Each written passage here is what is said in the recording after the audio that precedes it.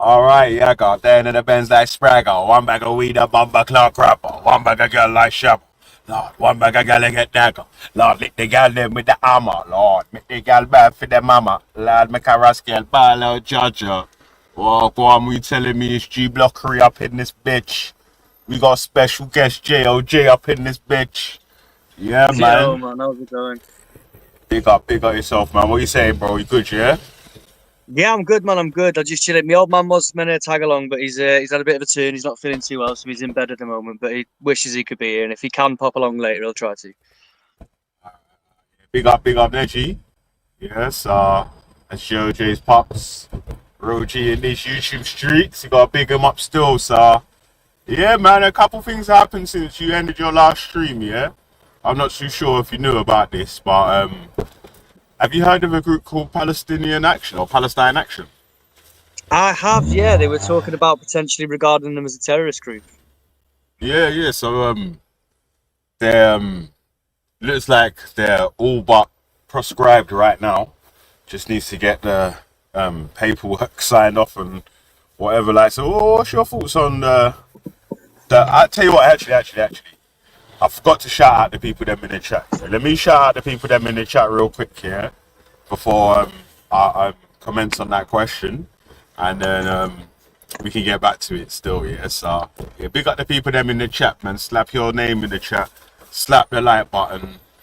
Yeah. Share the stream, all them things there. Yeah. All right. Make sure you sub to JLJ's channel as well, man. I've been sharing the streams. Yeah, so. You hear me? Alright. Anyway, man, so number one in the building, old tight Charlie's girl. Walk on, come on, big up. Jeez, who's that? Who's that sad case, yeah? Mad, old tight goddess, they are. Come on, goddess. How you mean? Yeah, man. Hey, you know the sunshine is making me feel like very raggery today.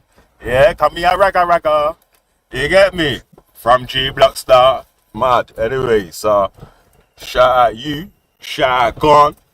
You get me? Go on, B. Old tight Lena. Oh, go on, Lena. They are. Old tight Kimmy. How you mean every girl you see do with that for me? Mad. Old tight. Is that it, yeah? Is that it? Is that Danny B? Felly, you got a little white dungaree wearing saviour. Oh my god. You're fucking dead right, he has. Boy, I love my fucking dungarees, man. Hey, you must be from your side, all type Bird's Nest Rat Fest. They are. I don't know if it's one of yours, man. Wait, is it not your right wing guy? If it's not my right wing guy, then who's brought him in? Wait, it's the right wing spreading, in it, man. The fucking right wing lunatic infection is spread all over the YouTube streets, bro. God damn. Man, old tight Shevite juggernaut, got the guy limiting them arts. Come on. Alright, that's it, man. Yeah, so Palestine Action is that they're gonna get proscribed, B. Crazy.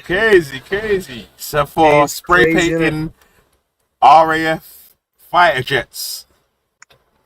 Yeah, bro. Yeah, so I think it's not just for that; it's for all the action that they've done in. Yeah, because the group also targeted like Israeli link arm factories, like the Elbit Systems, Thales, and things like that, or Thales, however you say it. Yeah, it's been described as like serious property damage, but I don't know. I kind of feel like genocide's worse, but whatever. I mean, I don't make the rules. You know what I mean? Like, god damn, like, shit, like spray paint or mashing up parts that could be used, or destroying actual humans that won't come back. Like, god damn, but yeah, man. So yeah, there's too obviously many you need to be very careful now, and also myself. Yeah. We can't be showing any sort of support for Palestine Action. How you know what happened? The man will try to send recordings to prevent, get us all proscribed and all that. You know, so oh yeah, 100%. They actually will do it as well. You know, like they will do. Like, I did last night with someone being like, someone last night was like, "Oh, fucking hate grasses telling people they should report channels for hate crimes." And I'm like, anyways, 5 minutes later, I put up a clip and he's like, "I'm reporting you. That's mine." Like they're all on it. They love grassing. They're on it. Crazy, man. Crazy. Yeah, man. Like, sorry, G, bro. I ain't even got no change at all, you know, bro. So I'll give you some. Sorry, bro. Yeah. So that Palestine action, man. Boy. I don't know. They weren't really. Do you know what? Yeah, tell the truth. Apart from their activism, I'm not sure. I didn't really hear people speak on them much, like in support or against. Didn't it? It was just like just see sort of newspaper reports about things that they've like carried out or activism that they've taken part in. Should we describe it as? Yeah, because just to be clear though, Palestine Action it's a UK-based direct action activist network. So yeah, they describe themselves as a movement that's committed to ending global participation in Israel's genocide and its apartheid regime, and they tend to do so by taking direct action, by turning up at places and causing enough of a fuss that hopefully they listen to. But it looks like they're going a step further, spray painting planes. Yeah, property damage, things like that.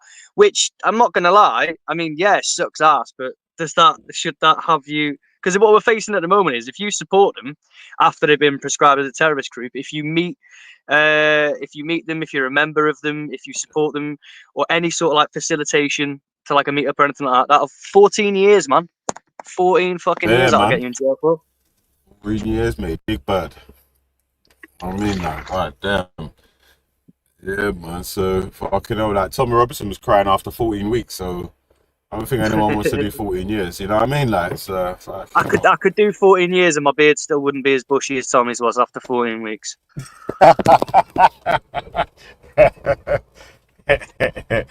Ew.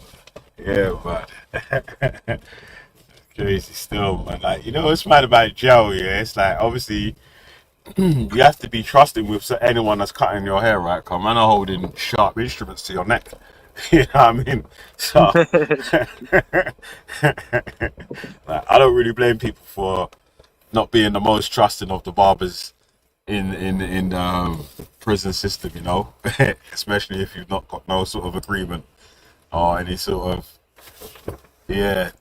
beneficial relationship with these guys. Car, you've only got one neck. No holes in the neck, please. So, your pops did share a video earlier, about the IDF using people as human shields. Yeah, not just in the figurative sense, but literally shielding themselves with humans. Yeah, literally human shields. Actually, they got the AK to my man's head or the AR-15 to the guy's head walking in along the street. So I'm gonna play that video now because when I was speaking to it's a guy called Easy. He's got a channel called Life Heart. When I was speaking to him about it, yeah, they were saying about they were saying that it was literally the other way around, that the Palestinians have got human shields to protect the Hamas have got human shields out of the Palestinian people to protect their stuff. And when I said that to your pops, he was saying that, well, as far as he's seen, he's never seen anyone from Hamas using the people as actual human shields. Just reports that these places are next to schools and blah blah blah blah blah blah blah. Yeah. So this video here is actually a man that they've taken, commandeered from his shop, got the gun in front of him to walk through so they don't get attacked. As like that's what I would expect to see as a human shield. And anyway, let me just play the video so everyone can see what we're speaking about. Let it play. Street while resting a rifle on his shoulder and guiding him toward the center of town. Standing in the shop he owns in the occupied West Bank town of Dura, Baha Abu Ras is playing video footage on his phone from Monday. He says it shows the moment an Israeli soldier used him as a human shield, marching him up a street while resting a rifle on his shoulder and guiding him toward the center of town. 2 Israeli soldiers advanced carefully behind. What happened today is that the army raided Dura. I was at my shop. The army asked to search the shop. He asked me to let the workers leave the shop. They searched the shop and myself. They took us outside and put me on the ground. Then he took me toward the jeeps. He told the workers to go, and he told me that he will use me as a human shield. The young people shouldn't hurl stones. You will walk in front of me. That's what happened, and he took me toward the center of the town. Asked about the incident, the Israeli military had... And let me pause it there for a sec, though. Obviously, as we maybe you don't know, yeah, but obviously using the human shields is against is like a war crime, and against international law. So taking this man as basically as a hostage to use him as a human shield while they're walking through, like, it's wild still. And again, if it was the opposite way around, the guys would be screaming and crying anti-Semitic, look what they're doing and blah blah blah. So imagine if the Hamas or the PLO was searching through Gaza, but had an Israeli that they just commandeered from a shop as their not even shield when they're IDF, walking through. but a civilian Israeli, yeah.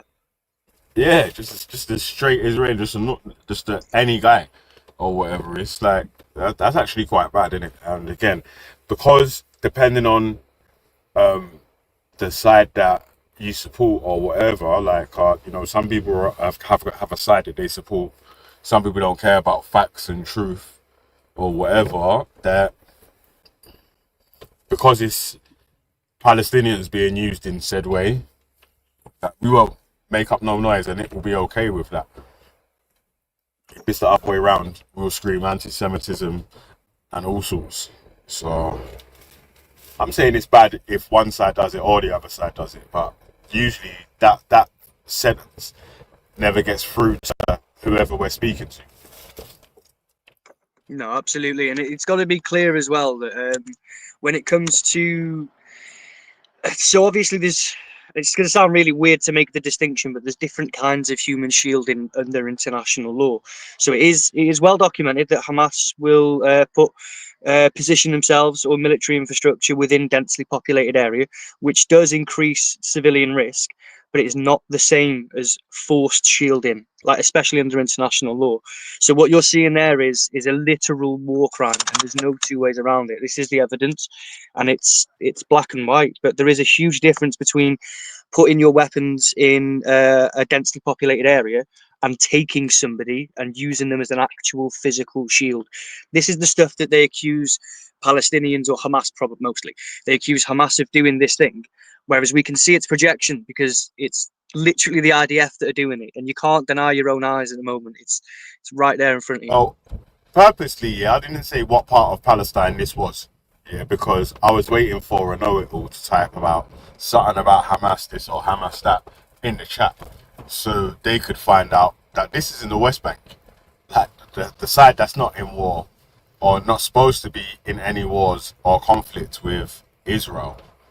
So it's almost telling as us though anything to do with not Hamas, about yeah. Hamas. Exactly, it's just any situation or scenario that gets brought up is, oh well, what about Hamas? Also, yeah, when I'm speaking to the guys on Life Hut the other day, the guy on Life Hut the other day, like he refuses to accept that Netanyahu and the Israeli powers that be was instrumental in Hamas coming into power. Like they actually supported Hamas being the government of Gaza over PLO, Al Fatah. So they allowed them to get funding, and Netanyahu even spoke when the international community said that they're not looking to recognize Hamas as a government or whatever. Like they helped smooth that over as well. So when I was saying that, he's saying, "Oh, that's just conspiracy theory. You're not gonna be able to provide no evidence for that." Yeah, but I literally forgot about that till just now. So don't worry, fam. I will provide you the evidence for that. Yeah, yeah, yeah, man. Wow, it's crazy still. So let me play the rest of that video there, and then we can have a little chin wag after. No immediate comment. It said in an earlier statement that troops in Dura had used live fire to disperse about 100 people who had thrown stones and firebombs at them. The Palestinian Health Ministry said at least 10 people were injured and 2 men were killed during the raid.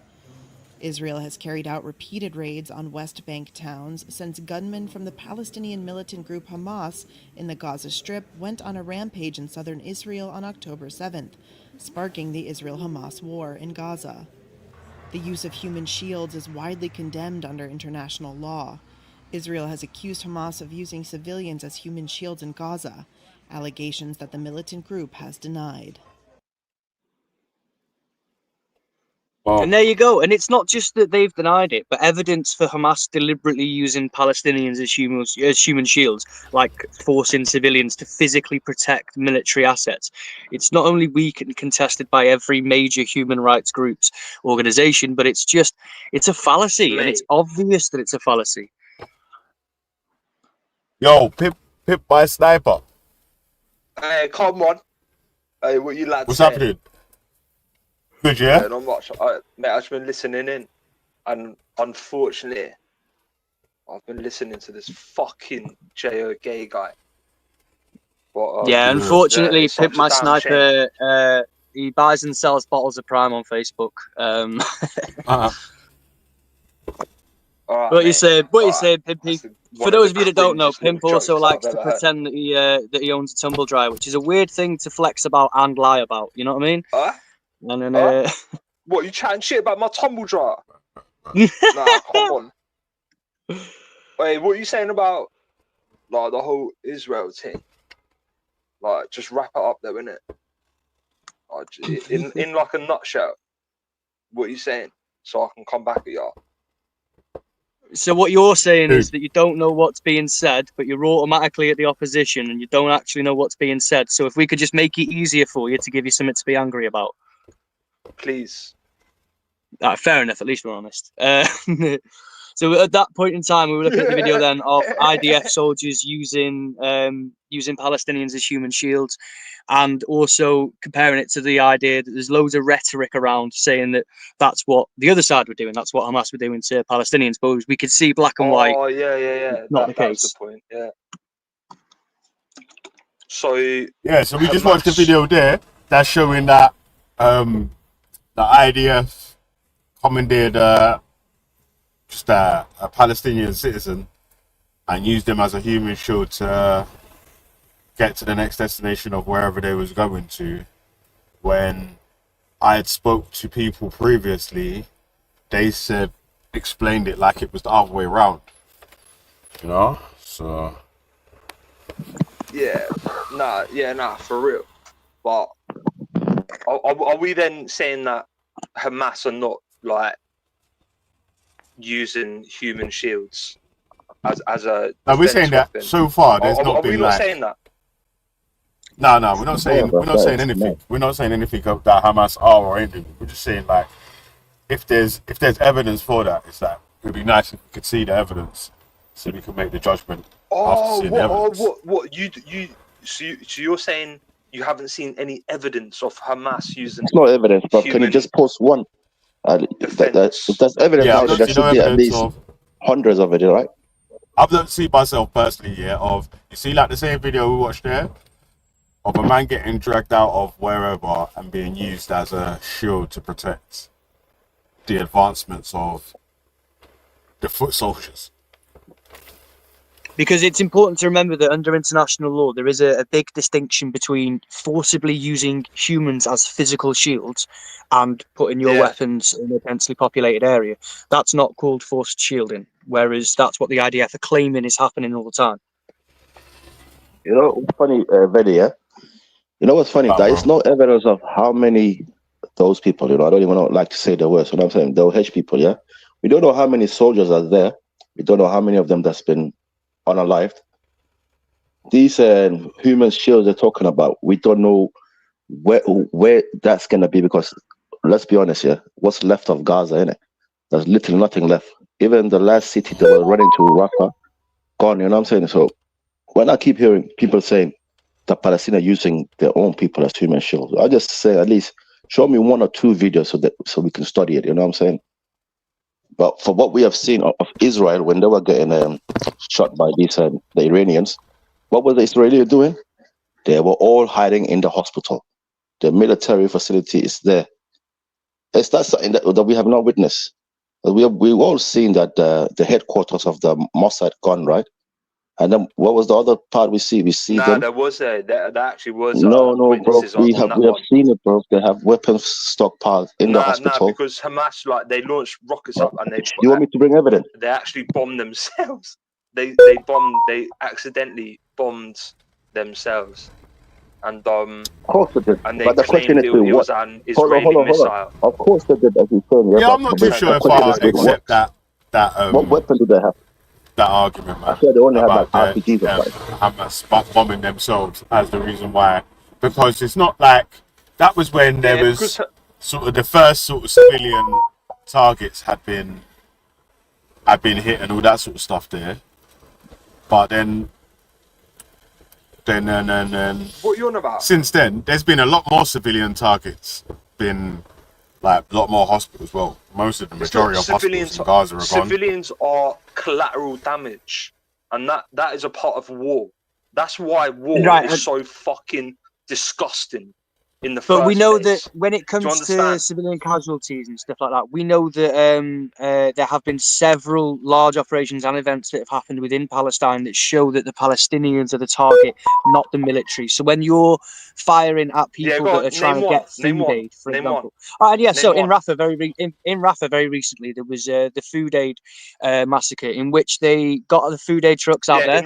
In which Egypt and Hamas hold. Okay, do you want me to answer the question or not? You said give me one. Yeah, and you then gotta let him finish. Sniper, let him finish the sentence and then go after. All right. Yeah, and so an example of that sort of stuff is where they were using food to bait out starving people. So we already know that there's an arrest warrant out for Benjamin Netanyahu for using starvation as a weapon. So while they're in that situation, they're using starvation as a weapon. They've got all these people that are hungry. They put out these food aid trucks and stuff so that people can come get some food. And then they just indiscriminately opened fire. They shot 200 people, 27 of them dead, the rest wounded. That's not, they weren't targeting Hamas. They weren't targeting anyone else. That wasn't, look, that guy's wearing a Hamas t-shirt. Let's get him. There was none of that. It wasn't a targeted. That's just one of many examples. They target civilians. No. You don't understand the context. They were attacking the IDF, bruv. They were attacking they IDF. weren't they were not attacking the IDF. There's no evidence for that. And if you've got any, I'd love to see it, Pimp. But I'm going to guess and say that you're going to be like, yeah, whatever. I can't really be bothered in it because there's no evidence for that. What, mate? You can't just Google this type of shit. Like, you can't just. So just to clarify, you haven't got any evidence for that at all, and you can't. Neither have you. We definitely have evidence. I do. I'm saying that it's been very well recorded. It's very widely documented. The official, in fact, they did. Pimp, 1 second. By who? So even the IDF themselves have come out and said that no, people were coming from unauthorized areas, so we started firing warning shots at them. So it wasn't what you said. They weren't attacking them. Yes, they weren't attacking quickly. Just you remember that woman you remember that woman from Sweden, Greta Thunberg, yeah?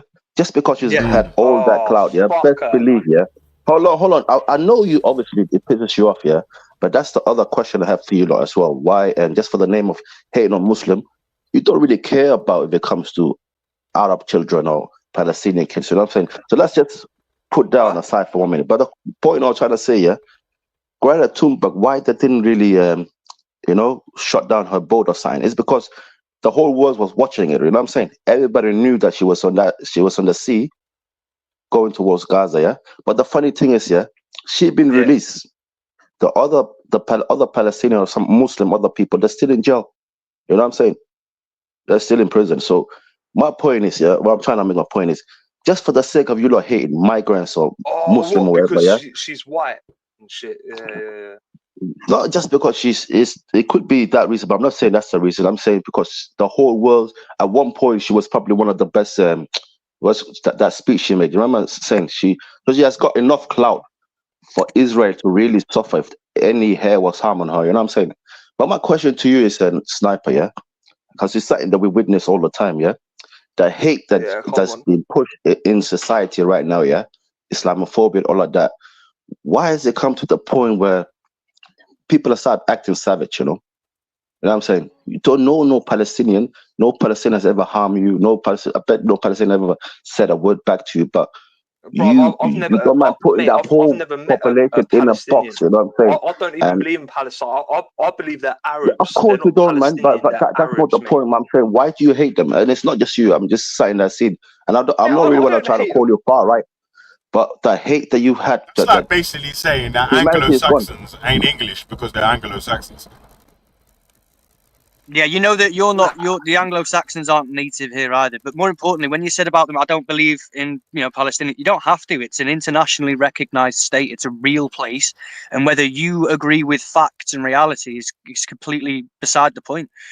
Palestinians are a real people. I've met them. I've been to the Middle East. I know it's anecdotal, but I've seen Palestinians. I can confirm they're not imaginary. They're not Palestinians, they're Arabs, man. Like, everyone just calm down. Right, okay. So what? Well, sorry, one sec. So when just on this line here now, so they're not Palestinians, they're Arabs. That's like me saying to you, you're not British, you're an Anglo-Saxon person. Yeah, sweet. Yeah, I am fucking. But you do realise that you can be both. You do realise that you can be both, right? I've done 23andMe. I actually am Anglo-Saxon.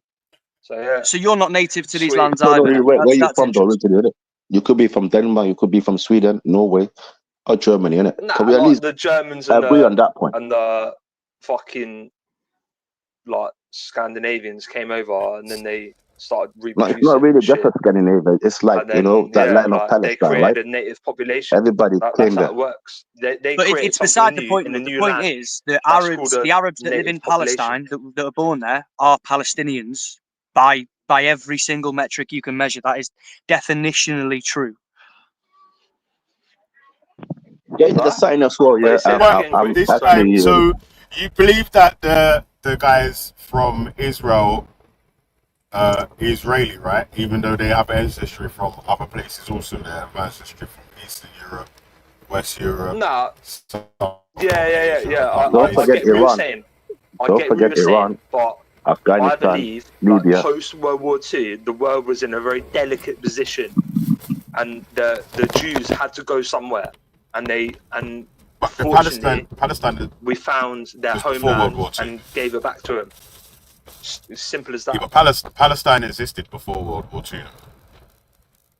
Yeah, and it also ignores the fact that not only did they exist before World War II, but they have been there for thousands and thousands of years in between when the Jewish population. All right then. Oi, Jay. I can at least count 3,000 years. The Jews occupied that land thousands of years ago. Say that again. Sorry. Or did they not? Yes, at least. We all agree that area of land was occupied by those people thousands of years ago. What we're disagreeing on is the fact that since then there have been thousands and thousands and thousands of years of history and development from another people that also shared those lands. That's Palestine.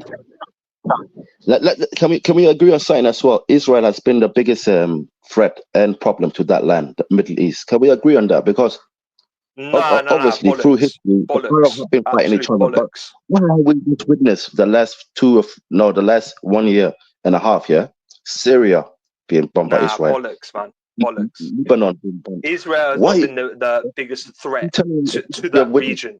It's been Iran and Iraq and Afghanistan. Lebanon, yeah. Pages are going off, yeah. This is a serious threat to humanity.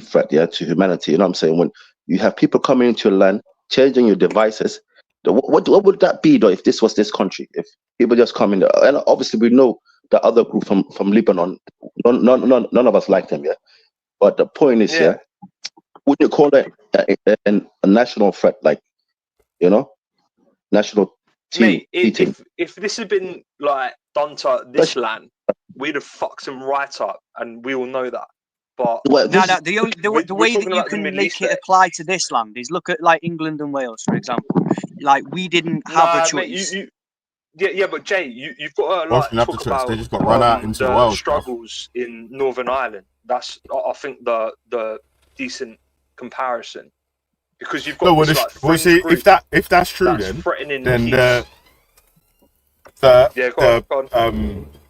so the Northern Ireland thing, then that's a colony then. If you're saying that it belongs to England, do you know what? I actually agree with that. I think Northern Ireland is a colony. I actually do believe that. That's go on. Right, yeah. So that means the people that you're saying that are the controllers of the land ain't the indigenous of that said land, right? Like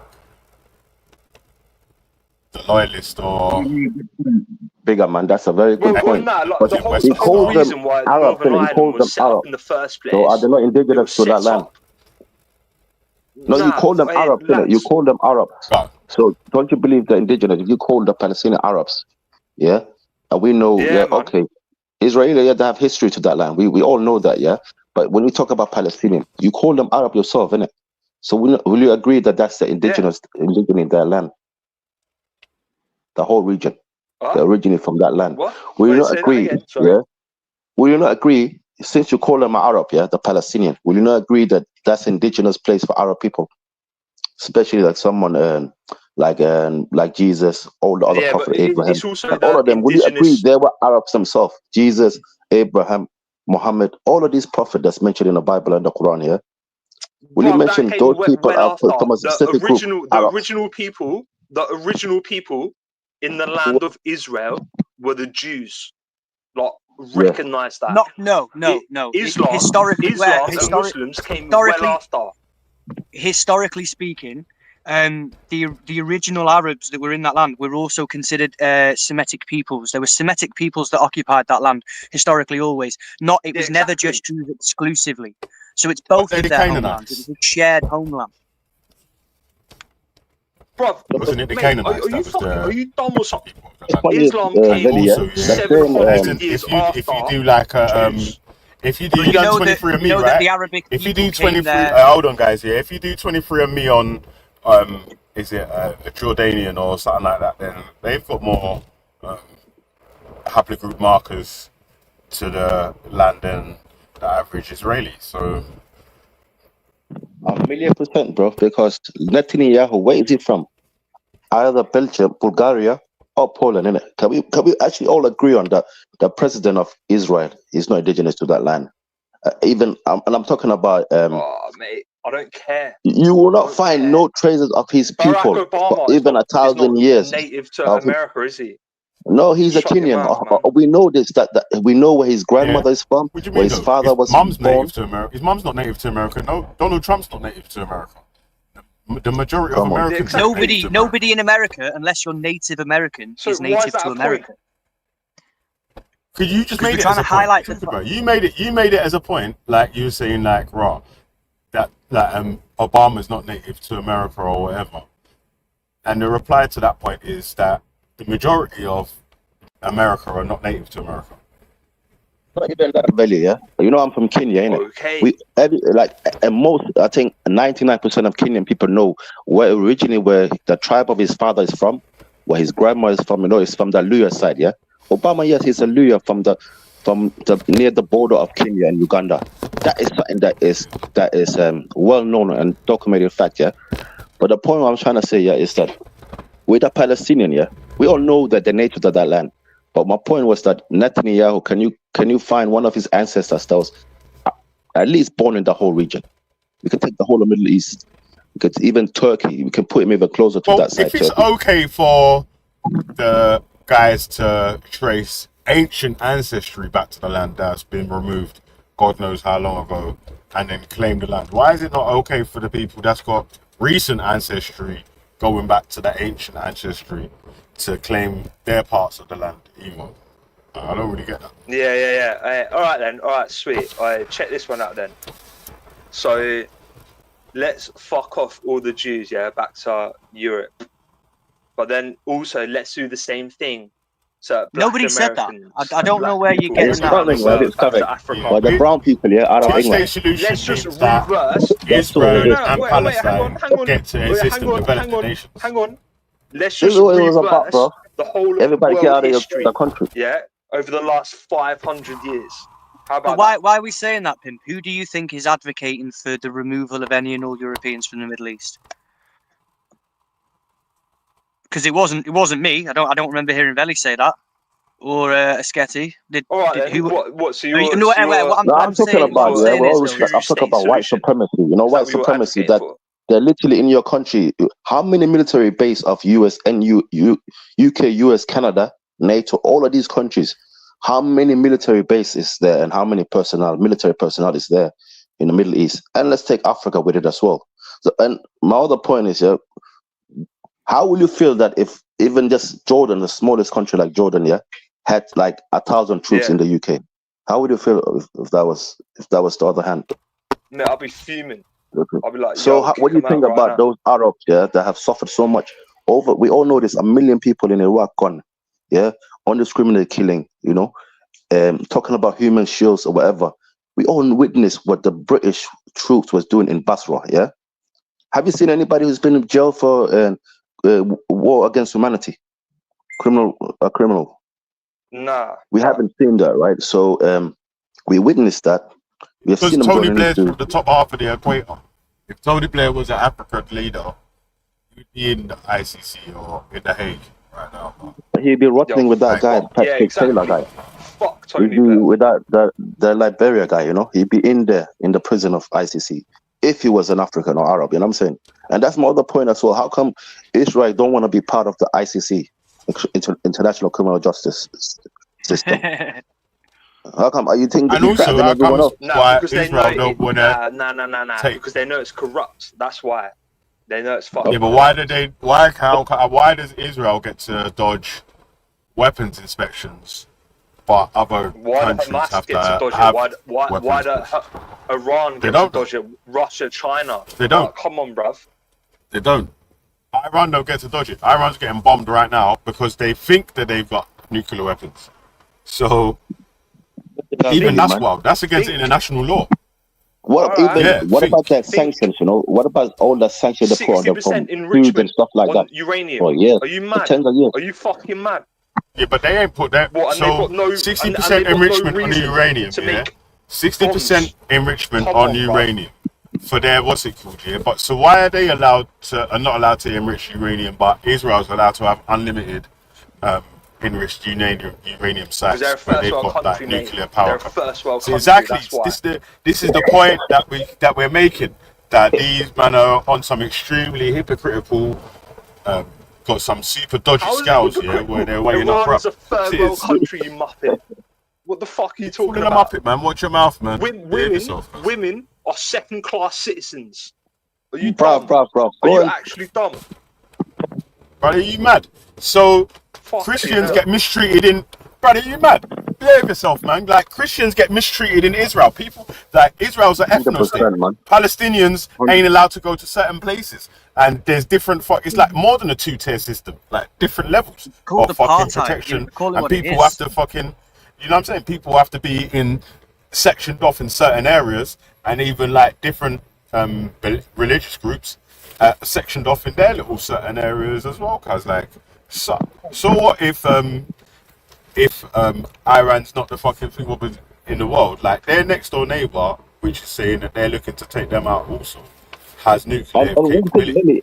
Why can they have nuclear capability and the others can't? That don't make sense.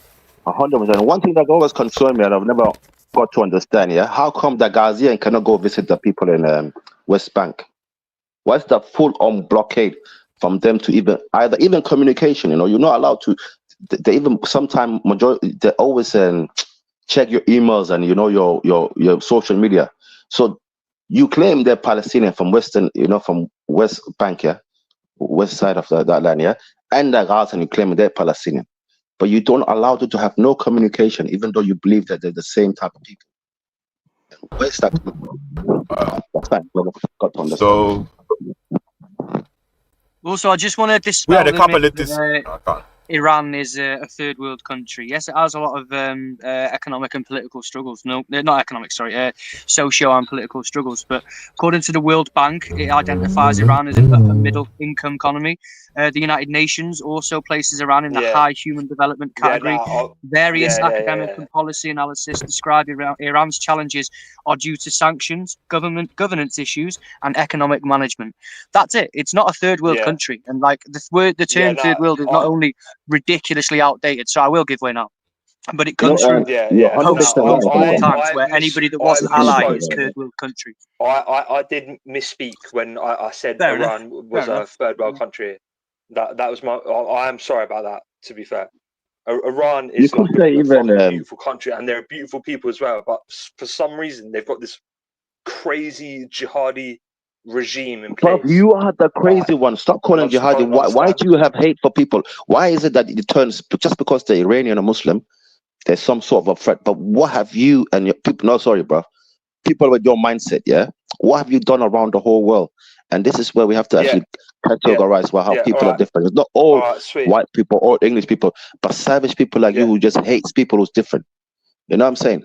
And this, you raised an important point earlier with Iran. It's not nice. It is what it is. You know what I'm saying? But the point is, man, you getting your numbers are running lower and lower, and the whole world see what's going on right now. I think the biggest threat to people like you, is that now eventually, and it's one of the worst things that can happen to a group of people. Everybody turn racist against you, in the next maybe 50 years or something like that, because we literally see what's going on, but you're still trying to talk your way around it. The Islamic regime, whatever it is, you can't even prove that, man. I've not met. Well, you can't defend your own country. Just because you're Iranian, you're not allowed to defend your own country. No, I'm talking about Iran. For how long has Israel been bombing them? Right now, remember this last time they said the nuclear bomb is almost ready, right? They said the nuclear is almost ready. Yeah. And they went in there before, right? The same thing, we all knew that America and Iran came to an agreement. They came to an agreement. They all was ready. Forget about that, cuz. Even though listen, you don't even need to explain that. That's against international law. For you to attack your neighbors because you think that they're developing weapons that could harm you is against international law. So everyone that's capping like it's nothing or whatever, brother, he's just showing the hypocrisy. Because if it was the opposite way around, now be saying that Iran are terrorists. Of course it is. Mate, no, they're not. Even the Nuclear World Agency came out and said, yo, Iran, they're not backing up their promise of enriching uranium and shit. Like, it's got to be around 20% in world order. And now it's 60, Iran has 70%. Got though. Why are you stuck on what Iran has got? Can I just, I don't know if you're getting this. Might take a minute, just 60 seconds if I can, lads. I just wanted to point out a pattern from Israel regarding this exact scenario. So in 1992, Benjamin Netanyahu, then MP, claimed that Iran was 3 to 5 years away from producing nuclear weaponry. Also in 1992, the chief of staff then predicted that Iran would have nuclear bomb by 1997. By 1995, the foreign minister said that Iran would have nuclear weapons by 1999. In 1996, Benjamin Netanyahu, who was prime minister then, warned the US Congress that Iran was so close to building a nuclear bomb it had to be stopped immediately. By 1997 and 1999, no bomb. 2002, Ariel Sharon, who was prime minister then, claimed that Iran's nuclear program was near weapons capability and should be the next target after Iraq. 2004, Mossad intelligence leaks. Israeli intelligence suggests that Iran was months away from nuclear capability, but by 2005, still no bomb. 2006, Benjamin Netanyahu, who was the opposition leader, said that Iran is preparing to arm itself with nuclear weapons. Time is running out. 2007, still no bomb. 2009, Netanyahu, prime minister once again, stated that Iran was 1 to 2 years away from building a bomb. 2010, 2011, still no bomb. 2012, Netanyahu at the UN held up a cartoon bomb graphic claiming that Iran was months away from a red line in nuclear weapons development. By 2014, still no bomb. I mean, do I need to continue? This is the same rhetoric. We've got 100% because every single time America and Europe intervene to stop Iran from getting a nuclear bomb, what's changed this time is Trump took off those regulations. He took off the regulation and implemented even deeper ones, and Iran said, "Yo, fuck you," and they fast. That's an important point to make, because in 2021 and 2024, no, Netanyahu and Israeli officials repeated that he was weeks away from nuclear weapons capability. To be honest with you, Pimp, I think we can all see where it's going. So I'm just trying to get ahead of the curve before, so we don't have to sit and wait for ages. But my whole point is that during the periods of time where they've crashed out, they said the exact same thing then. So from 2021, 22, 23, and 24, Netanyahu and other Israeli officials said that they were weeks away from building nuclear weapons. They were weeks away from nuclear capability. That was after they crashed out of those. Also, Netanyahu and Tony Blair have done the same thing with Iraq here with their weapons of mass destruction. Netanyahu was there saying, "I guarantee they are weapons of mass destruction that are ready to deploy in the next so-and-so term or whatever." And obviously, you know what happened there. There was no weapons of mass destruction. Yeah, exactly. Yeah, and Iraq still hasn't recovered from losing their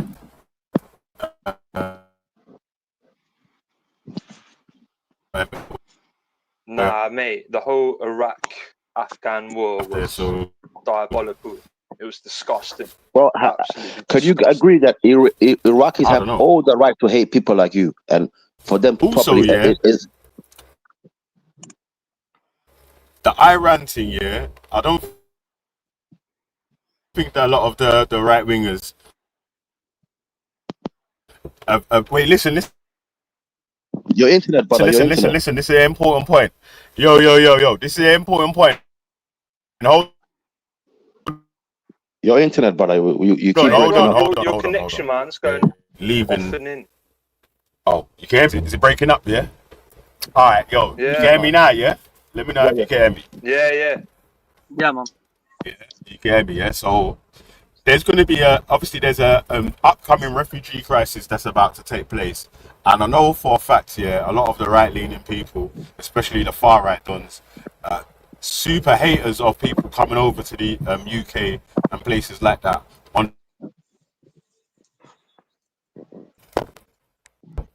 Having a war in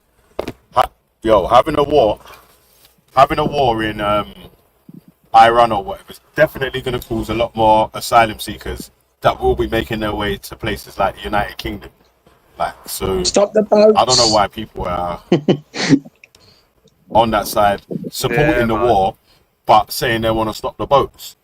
Don't really see the knock-on effects of what the war is actually going to bring. By the way, supporting what war? Yo, all America done, by the way, it was exceptional. What are you talking about, bro? They bombed nuclear sites. Everyone has got the right to live. They bombed their shit, man. Again. That's an actual war. Got the right to live, you know. Boots on the ground. No, wait, lads, listen to me. They went in, with B-2 bombers and dropped £3,000 fucking bunker busters. What gives you the right to go to next man country and drop them? They wiped out all the nuclear capacity. Using planes that carry nuclear weapons. And then they fucking flew out again. There's no boots on the ground. There's nothing.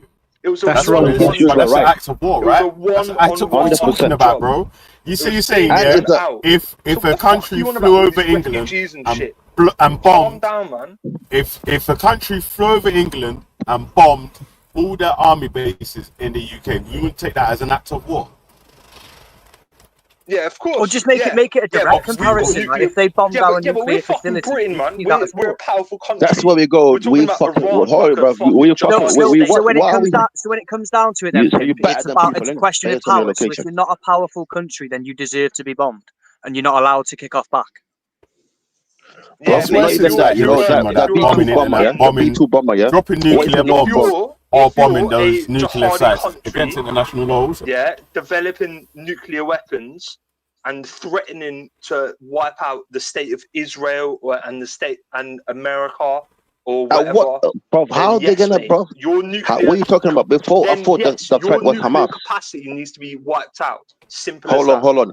The threat was not before Hamas, They don't even have one Humvee vehicle, you know that the people of Palestine. I thought the threat was it was the people of Gaza, They live in a size, the landmass the size of half of West London, or a little bit over half of West London. Yeah, I thought they were the threat because before that they were saying they wanted to get rid of all the what were they saying, the Israelis, but those same people have had an arm embargo for how long? Well, they have had it for the whole life, right?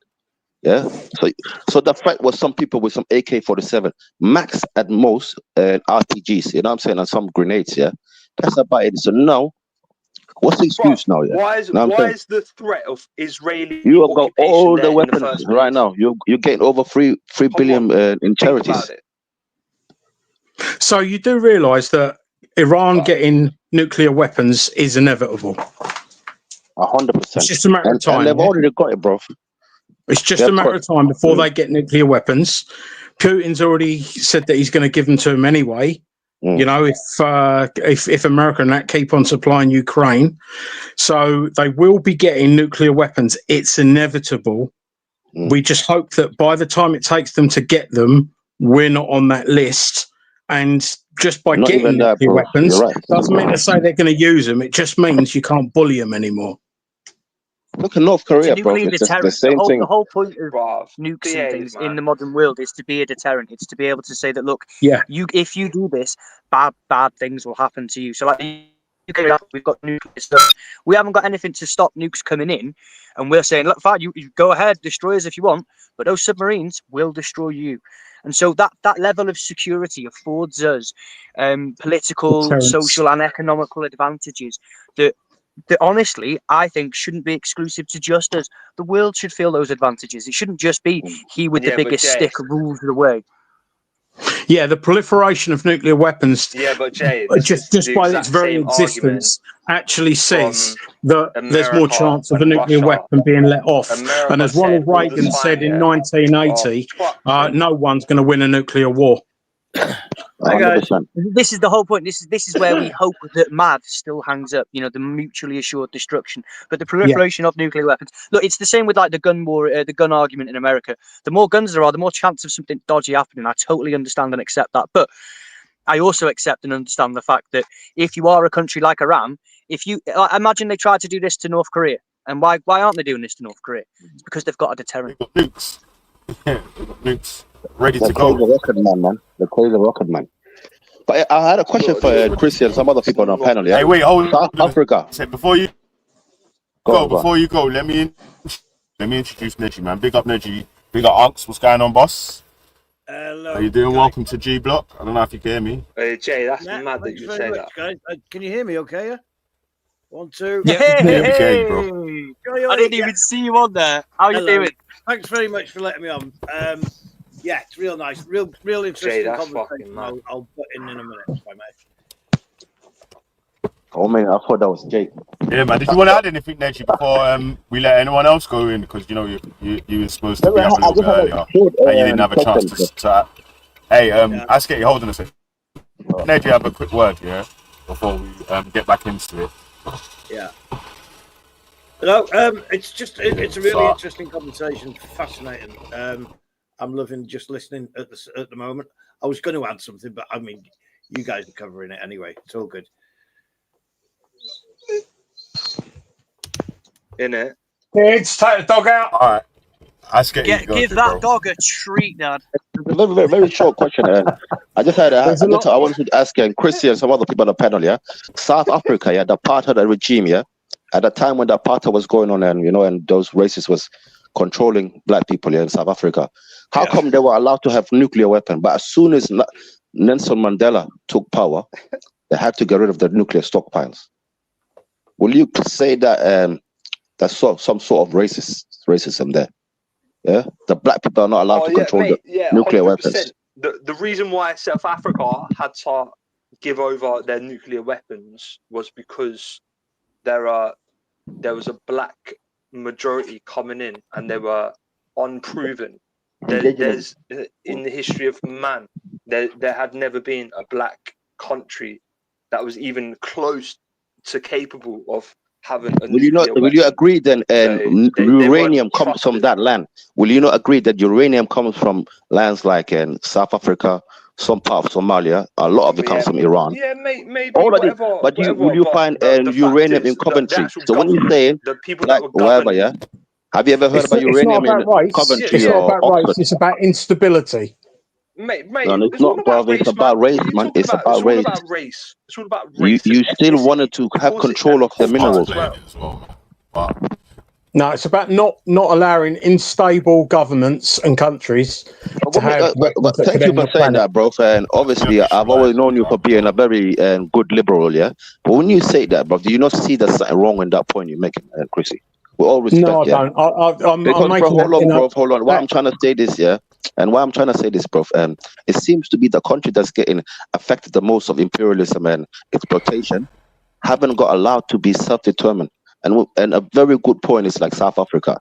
We all know how much South African people are suffering in whole year of exploitation. Because right now you will find London mining. You will find a London mining. Just a second, you'll find American mining companies over there. Yeah, all over the world they're there. Everybody is there, but you don't find nobody. And it's a different point. You don't find people out here digging for British potatoes, do you? And this is my point I'm saying, but it's like, what? We give you back the power. Last point, but with all respect, it's like, we give you back the power, but don't have no weapon to defend yourself if we need to attack. I've been to South Africa. It's a beautiful country. It's not anything like what a lot of people think it is. No, it's not. You're right. They were right not to give up the nuclear weapons due to the massive instability in the country when apartheid ended. It was nothing about. But with all respect, look at their neighboring country, Zimbabwe, right? Yeah. When people at a point they had to use, it was more expensive to buy toilet paper, so they had to use their own money as toilet paper. Yeah. For inflation, we all know about it. And bro, my point is, South Africa, if I may. South Africa is an amazing country, and obviously South Africa is suffering a lot from gang wars and gangs and stuff like that. Instability, 100% is there. It's not. You can 100% say you're not 100% safe if you're in South Africa as anybody, because you're not 100% safe anywhere. No, but South Africa is kind of you're right about that. But South Africa is worse than America. The crime. But my point is, the same person that was made an international hero, Nelson Mandela. How come the same guy that was put in jail and at one point he was a terrorist from people like what's it called? One man should never make a government. Prime Minister, sorry. He wasn't a dictator. Was Margaret Thatcher not calling him? One man shouldn't make a whole government. He could have easily been assassinated. He could have easily been replaced, and the country was unstable. It wasn't stable. Of course, but we know how the West works. Yeah, at one point they're very liberal, and especially when the whole world's media is highlighting. You know, like with Nelson Mandela, yeah. So obviously, it's hard for them to attack Nelson Mandela, get rid of him like that, yeah. But my point is, bro, that same person, he was called a terrorist from Margaret Thatcher and those people, yeah. Even though wasn't forgot, man, the MP of Maidenhead, that used to be the Prime Minister back in the days, that woman, she herself used to call him a T person, yeah. But when she was in power, David Cameron wanted him executed. Theresa May, and him, David Cameron, David Cameron wanted him executed, and then was going to his funeral, saying what a great loss this is. But isn't it mad the hypocrisy of politics, eh? Isn't it? I tell you what, I would like to add, if I may. So a next man, like the saying is right, next man hero is next man T, yeah. But when it comes to like our country, this country we all live in, yeah. And the politician we had them pushing. There's no division from Labour or Conservative. Everybody now he's looked at as a hero. Once every year on his birthday or something, you'll see Theresa May posting a video saying it was a great loss to humanity, wherever, yeah. Nelson Mandela. But my point is, bro, where do we stand? Is it because he was supporting the Palestinian, or what was it? Is it because he had some sort of he was friends with the leader of Cuba? Why was it that I'm trying to understand that point? Why he was not allowed to have nuclear weapons, even though their country was well established, right? They're a buffer state. That's why South African and their nuclear weapons, because just that after apartheid, they started on their nuclear weapons program themselves because they were kind of pariahs in the world, weren't they? Because of the apartheid thing. Then once apartheid was dismantled, there was just no need for the nuclear weapons. They just didn't need it. They weren't going to be invaded by anybody.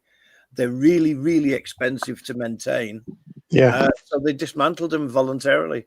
There was just no need for it. Can we not agree that their biggest threat was from countries from the West, yeah? South Africa. Always. We all respect white people, yeah. Their biggest threat was white people, right?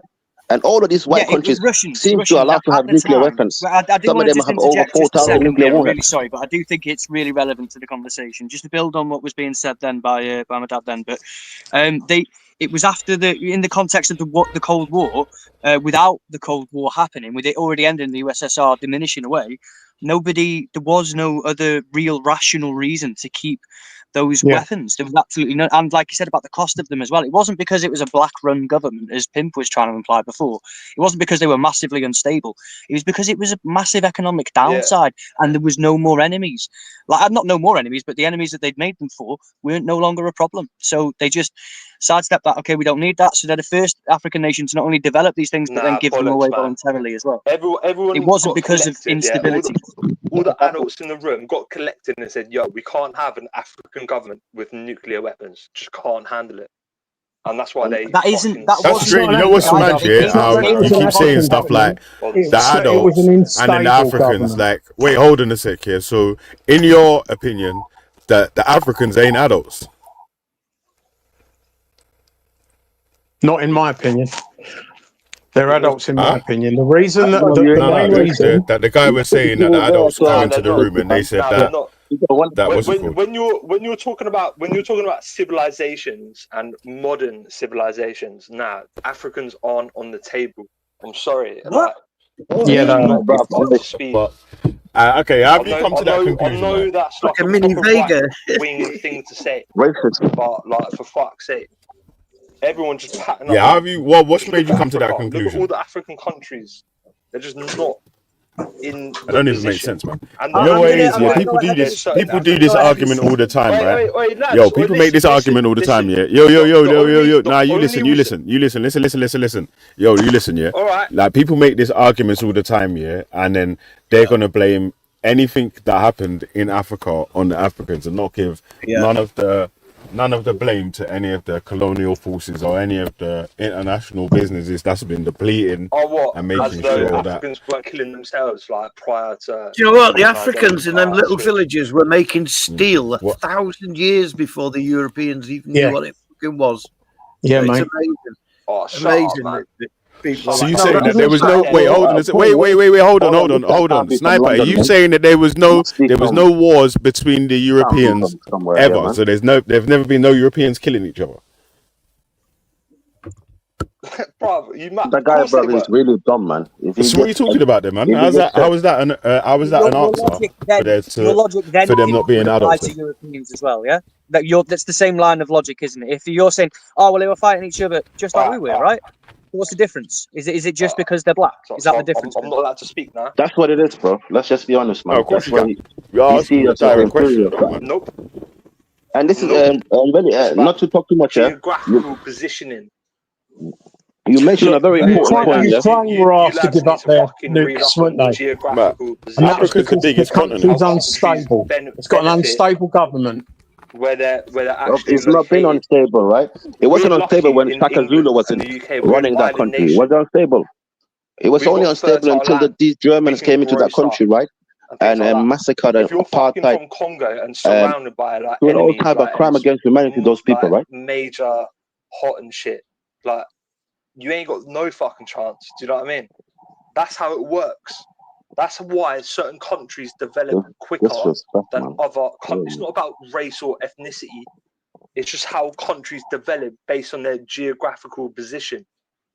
That's how it works. That's you lads is fucking patting up. That doesn't even make sense. Bro, that literally don't even make sense what you're saying, man. What's the answer? I just wanted to say though, just to clarify that when you say about geographical locations, that you know that these people had an abundance of resources, an abundance of connections and allies around them. They had actual kings and queens for a long time before we went there and stole the resources. So why are they not first world countries then? Why? Why is it have you ever been there? Hold on. Right, just to clarify, there are no first world countries. There are no third world countries. Yeah. That was literally a title given to non-allied countries after the Cold War and stuff. So there are no first world and third world countries. If you're wondering why a country that's let me finish and you might understand. Why is there no I'm about to tell you. So stop talking for a second. Let him finish, mate. Let him finish, bro. Right. If you're wondering if you're wondering why nations that have been plundered by colonialist actors who have gone in and ripped away all the resources are now having to struggle without resources, I think you may need to start, really looking at your concept and grasp of history. It's not that these people just randomly go, we have all these resources and we don't know what to do with them because we're African. We're going to throw them in the bin. No, a lot of that shit was stolen. They were colonialized and they're still feeling. Agreed. Do you know what? When I was in Morocco, I was learning how to speak French because that's the language. You know why? Do you know why I had to learn how to speak French? About North Africa, yeah, right next to Europe. All right, sweet. Do you mean Africa? Nice example. I'm talking about Africa in general because that's what you were talking about. We're talking about Africa in general, and that's just one example of a colonialist of somewhere that's had felt the wrath of colonialism and is still feeling the effects of it today. This guy is a colonialist himself. We all hear how he's speaking, right? And Bob, you made a very good point. And actually, I was a point I was going to raise here because big up to Chris. He said that South Africa is one of the most beautiful countries on the planet. That's guaranteed. You know what I'm saying? It is. So I don't get when I keep hearing, when it comes to infrastructure and like you could say that South Africa competing probably even better level than the UK when it comes to infrastructure, healthcare, roads, landmarks. You know what I'm saying? All that tourism going on. The most beautiful beaches. Have you heard about Cape Coast by any chance? Beaches or bitches? Beach. Beach. Whatever. But my point here, and a very short point I was going to raise here. France, when we all witness most of us I think know what France did to the Algerian people, But my other point is when France developed the nuclear weapon, how come? It's because they're Arabs and they're from Africa, they let off the nuclear weapon for test in Algeria. Well, why is that? Why can they not let it off in their own countries? It's because they're better than, but they have no value. They'd rather pay a poorer country which should let them do it. So, I mean, the thing is, I get what you're saying about, an African country and they took away their nuclear weapon threat from them, but that's also what they've done with Ukraine, and Ukraine is predominantly Caucasian. Ukraine were also told you can't keep your weapons, you can't keep your nukes. Was it not Russia that put the stockpiles there at the same time? And actually, it's a very confusing point as well because when it comes to nuclear proliferation, they all agree. Yeah, that's why you never see America, going in against a nuclear state. America will only pick someone that ain't got nuclear weapons. If you've got a nuclear weapon, you're effectively allowed to run your country as you want. And I mean, they've been saying for years that Iran's getting a nuke. It will get a nuke eventually. It's just that we hope that none of our countries' names are on their hit list. And when they get a nuke, I mean, they're not that backward to go, we've got a nuke now, we're going to fire it. They're not going to use it. They're going to say, hi, guys, we've now got a nuclear weapon. Please don't bomb us anymore. Yeah, it is literally all about deterrent. We're not going to allow there will be a nutter that pushes the button, and that's why we shouldn't have any nuclear weapons in the world. That you're getting a nuclear weapon. Nothing you can do to stop it. Hey, guys. Rightly so, by the way. Pause for a sec, Pause for 1 sec, though, because, I got the screen share up here. Yesterday, I did have a discussion with a guy called Life Up, subscribe to his channel and that, jump on the panel when it goes live and all that, So I was trying to explain to him about ethnic cleansing with the guys saying that they want Palestinians removed from Gaza, and I was trying to explain to him that's ethnic cleansing. If we're calling for if you're calling for the people that. If you're calling for the Palestinians to be removed from West Bank or Gaza, or West Bank and Gaza, by forceful means, like they have to either get bombed to smithereens, so they have to move and leave somewhere else, or they're forced to move by gunpoint. That's ethnic cleansing. Veli, did he even agree that he knew what ethnic cleansing was? Nah. That's what I thought. He was just saying that. He was saying you can't have conversations with people that have got no education or understanding, sadly, and he's one of them. It's funny. Where would the Palestinians actually be safe if they went to Egypt? Wouldn't it just Israel just use the excuse that these people still hate us? Let's bomb them from there. Oh so, yeah. So where would they be safe? I think the only place that can be safe, which you don't like, is the West, right? So when you now agree on that, you want them to be completely wiped out, and the land to be completely taken away, they have no other option. We all witnessed what the Syrian went through and the Iraqi 2014. Nobody could stop the numbers. When you see over 1 million people just walking into in Europe, what can you actually really do? And then the other point I was gonna make, we all know Iran is very good when it comes to technology and and other stuff. What will stop Iranian from coming here in mass? You know what I'm saying? Which you don't really like, You don't. You again. Well, right now, Iran and Afghanistan really are the highest numbers of asylum seekers trying to gain access to the UK at the moment, and like the man them are complaining about the boats, right? The small boats, they were coming over in the boats and all that. They're taking over our country and all that sort of stuff. There, but another war with another nation, a sovereign nation, that's going to destruct that nation. It's going to cause more refugees, right? So, if there is a diplomatic way to end the conflict between Israel and Iran, then I have an idea be the best one for everyone involved? I do have an idea for the whole situation. You're going to call me crazy now. Everybody's going to erupt, right? This is my situation. This is my own idea. This is how I see it could play out, and I think it'd work. Uproot fucking Israel, set it up again in Texas. I'm serious. That'll never happen. I'm serious. You know why? I'm serious. It's basically it would suit them the way they want protection. That would be a reversed ethnic cleansing, right? Loads of space for them. The weather's good. They've got loads of space. Texas would suit them fine, honestly. I think it would. I know it sounds stupid, but if you think about it a little, think about it, bro. There's no room where they are now. A Jewish president of America. You know what you wanted? A Jewish president of America with the coffee on.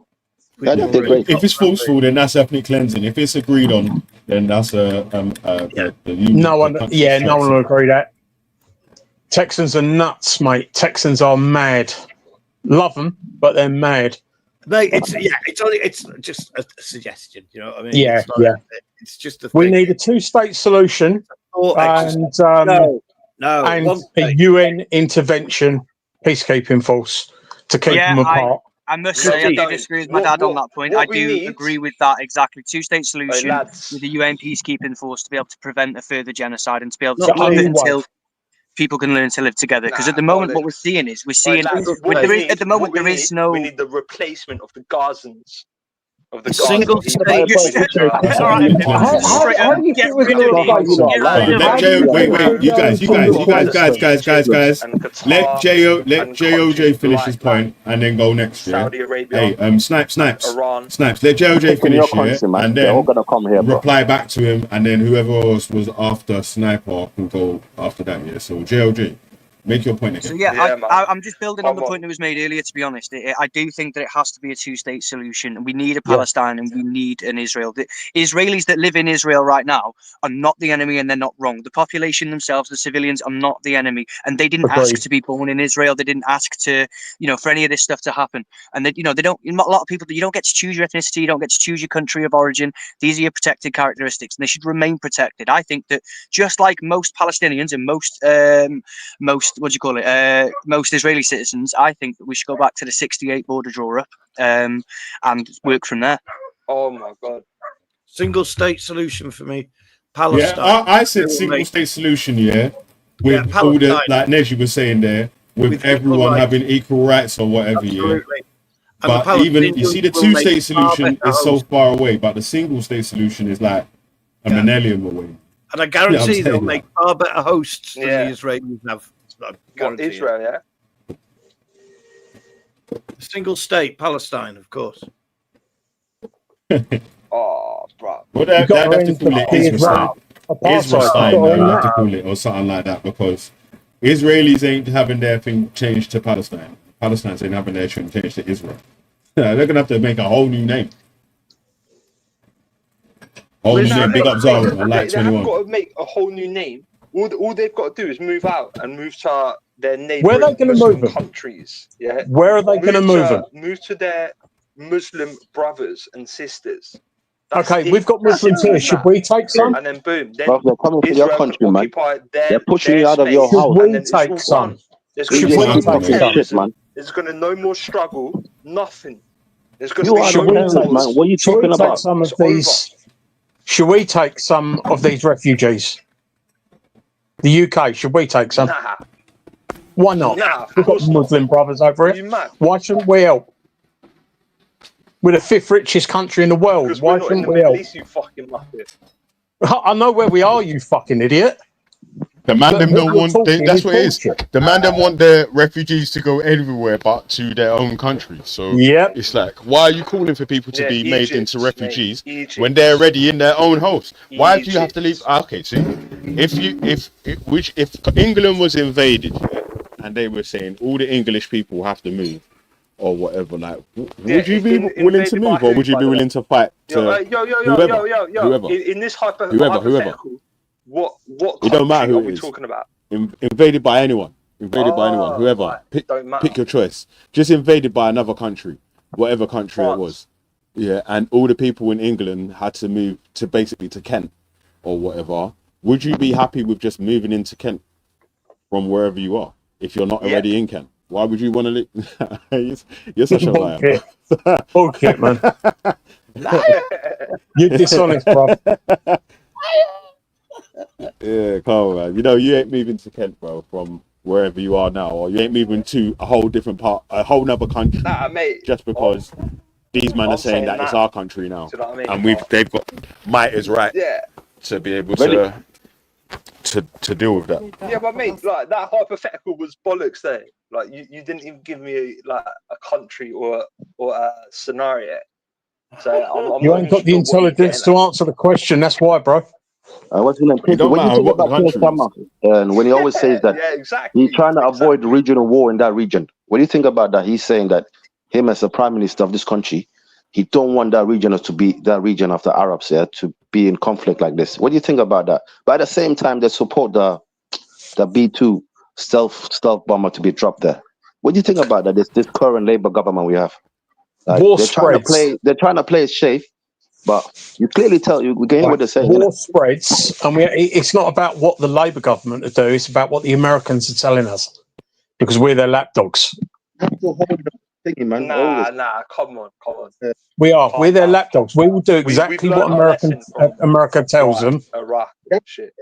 What's funny is these far right, their biggest threat. What lesson did we learn from Iraq? Listen, you know what's weird, hey guys, you know what's weird, it's like, you see, like, it's extremely unintelligent people keep making statements like they'll say things about Africa like it's one country. Oh, Africa's done this or Africa's done that, bro. You're spazzed, like it's a fucking continent.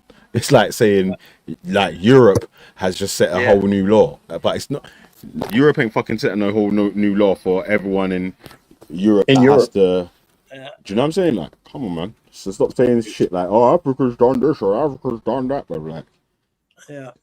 Oh, that's fair enough. That is, it's a continent of huge countries, lots and lots. Continent with a multitude of different tribes in there and different ethnic groups. And there's bare countries in Africa, and it's the most diverse place on the entire planet. But the point is, like, all the principles and shit, all the commonalities still resonate because, like, throughout African countries, they're all fucking bare corrupt, and all the same. I hate to break it to you, mate, but all countries are corrupt, and that's why people call Africa like a country. Offshore banking within the UK. You know what's weird? Yeah, is that the UK? It's the one you live in. South, and that's where it's slightly. Yeah, they do that. Yeah, with the offshore banking and Swiss bank accounts, and these countries are classed as law-abiding countries or whatever, but they have the most stolen and hidden money or whatever, corrupt money, illegal money or illicit means and all them sort of stuff there. Not the countries that are but the Swiss are open to that though. They're open to that. Do you know what I mean? Come on, man. We all that's a form of corruption. We all know what's going on. We all know what's going on, man. Look at what's in it, the market fact. Don't lie. Can someone verify that for us? Is Iran just attacked Qatar? Qatar. Just the what? Qatar. Has Iran just attacked Qatar? Breaking news, someone said in the chat. Yeah, that's the military reason there, innit? The Americans are flying off from there.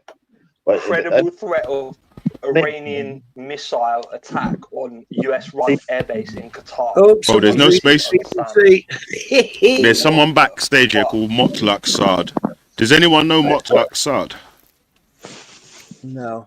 So no. Well, there is no space on the panel at the moment, bro. So jump up when there's five. If you see 5 people on, you can join the panel in it. But we can only have 6 at the max still, so there ain't no space for you at the moment, cuz. You can sit me down for a while if you want to, Valley, mate. I'm good. No. The US. No. You was down on the title as a special guest, mate. So as well. I understand that. I don't want to go in one place, so that's kind you got a reserved seat in there today, mate. For a minute, bro. I just had a question for you guys, yeah. Thank you. I'm gonna actually step back for a minute, yeah, but I just had a question. Why does it like these countries like in Qatar and that let these people and Turkey, yeah, let these planes fly off from their countries and bomb their own brothers? Yeah, I'm saying, like they say, yeah. Because America is the biggest military power on the planet. That's why. I doubt if Iran attacked Qatar, yeah, you think the whole world should be up in sadness or whatever, man? You think I doubt very much that America's asked anybody with those B2s, because they're practically invisible, aren't they? So I doubt that. Apparently, they took off from Missouri and returned, a 37-hour round trip journey. But I'll guarantee that they probably flew them to one of our RAF bases to refuel and then sent them on. Because spending that long in a jet like that, wow, that's amazing. But the 3 bombs that they dropped are the biggest munitions apart from nuclears that have ever been built. I can't see that. I mean, Iran would know full well about them. I mean, if we know about them, we're just, average Joes off the street, then, the Iranians are going to know, because Iran is not a third world country. Yeah, all countries want to tell their citizens that every other country is a third world country, so that you feel grateful for the fucking ass kicking you get, in your country. People like this guy, man, Sniper, he works on people like him. But yeah, sorry to interrupt you. But I just had to. Iran is not a third world country. It's not. The people are not third world. But no, the fucking regime is jihadi. That guy, yeah. So if this plane was taken off from, sorry, the regime is what? Thanks, the regime is what? The regime is jihadi. I don't believe that. If the regime was jihadi, it would have kicked off.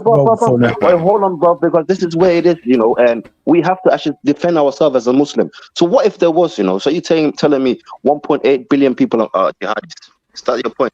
And ain't it a time for you then to at least try? Mate, I've never said that. What are you talking about? I didn't say that. Iran, Iraq, Afghanistan, Somalia, whatever, Saudi Arabia. Are you not saying that this in your or what the GP is teaching you at the moment? Nope. What is your solution then, fella, for the Iranian problem? It's not just an Iranian problem. They're trying to.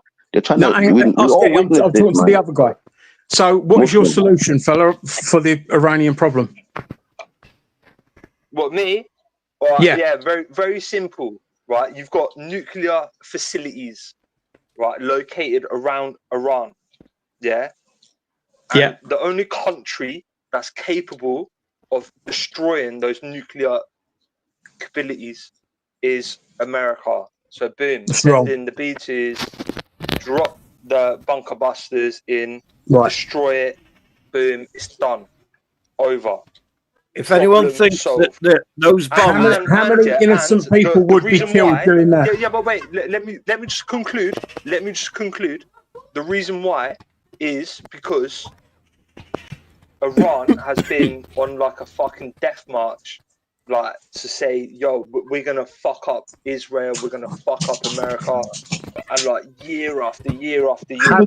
Haven't America and Israel said that about Iran as well? Aren't they all talking tough? Aren't they all talking tough? World trade. No, hold on. Let's just be honest. The thing is, sniper. How many innocent people would die if America started nuking Iran? How many innocent people would die if Iran had nuclear capacity? And but they don't. Prove it, man. They don't. They don't have nuclear capacity. They've barely got a missile that would do it either.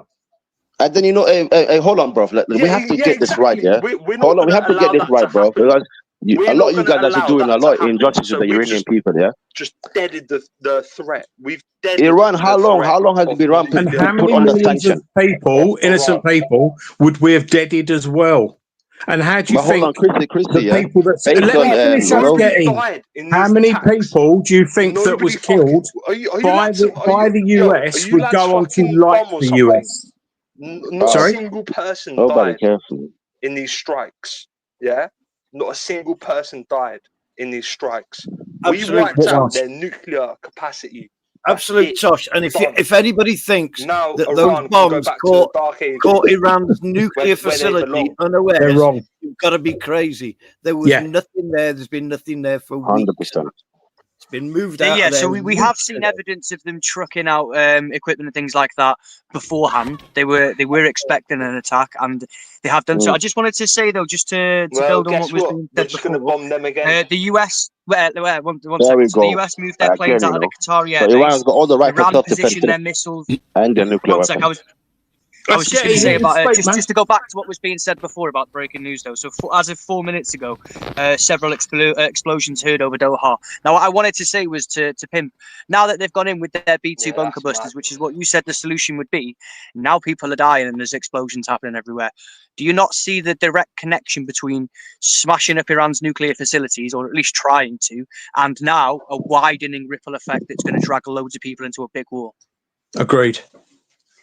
So that isn't the solution then, is it? Because you were saying that should be the solution. Well, they've done that, and now it's turning into a big shitstorm. No, mate. J.O.G. They've flown over, yeah, and they've dropped bullies, bro. Bunker busters, and they've You're just allowed to bully anybody, yeah? Because based on their publicity. And then no, they haven't. And then they've flown back out again. That's it. Are you on Truth Social, bro? I agree. Wait, 1 second. I do agree with that. That they dropped the bombs and then they left. But my whole point is my whole question was, what do you do about the after effects? Because what you've advocated for, which is what has happened, is now causing significant harm across the world. Yeah, go on then. What is the escalation? What is the after effects? Right. Go on.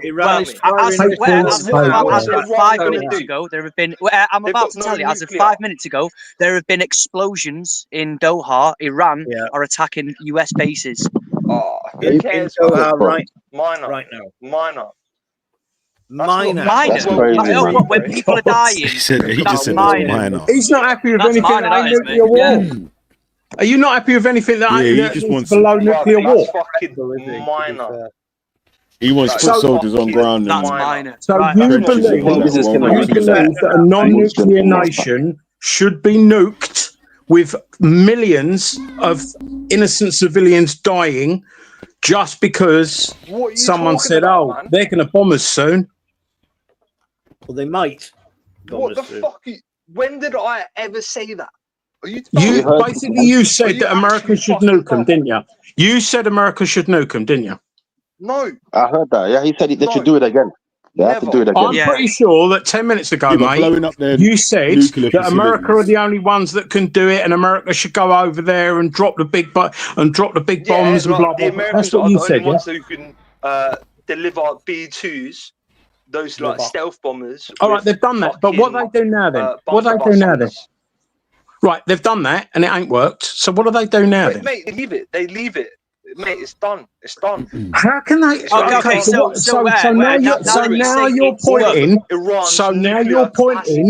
to Iran being peaceful as the solution, yeah?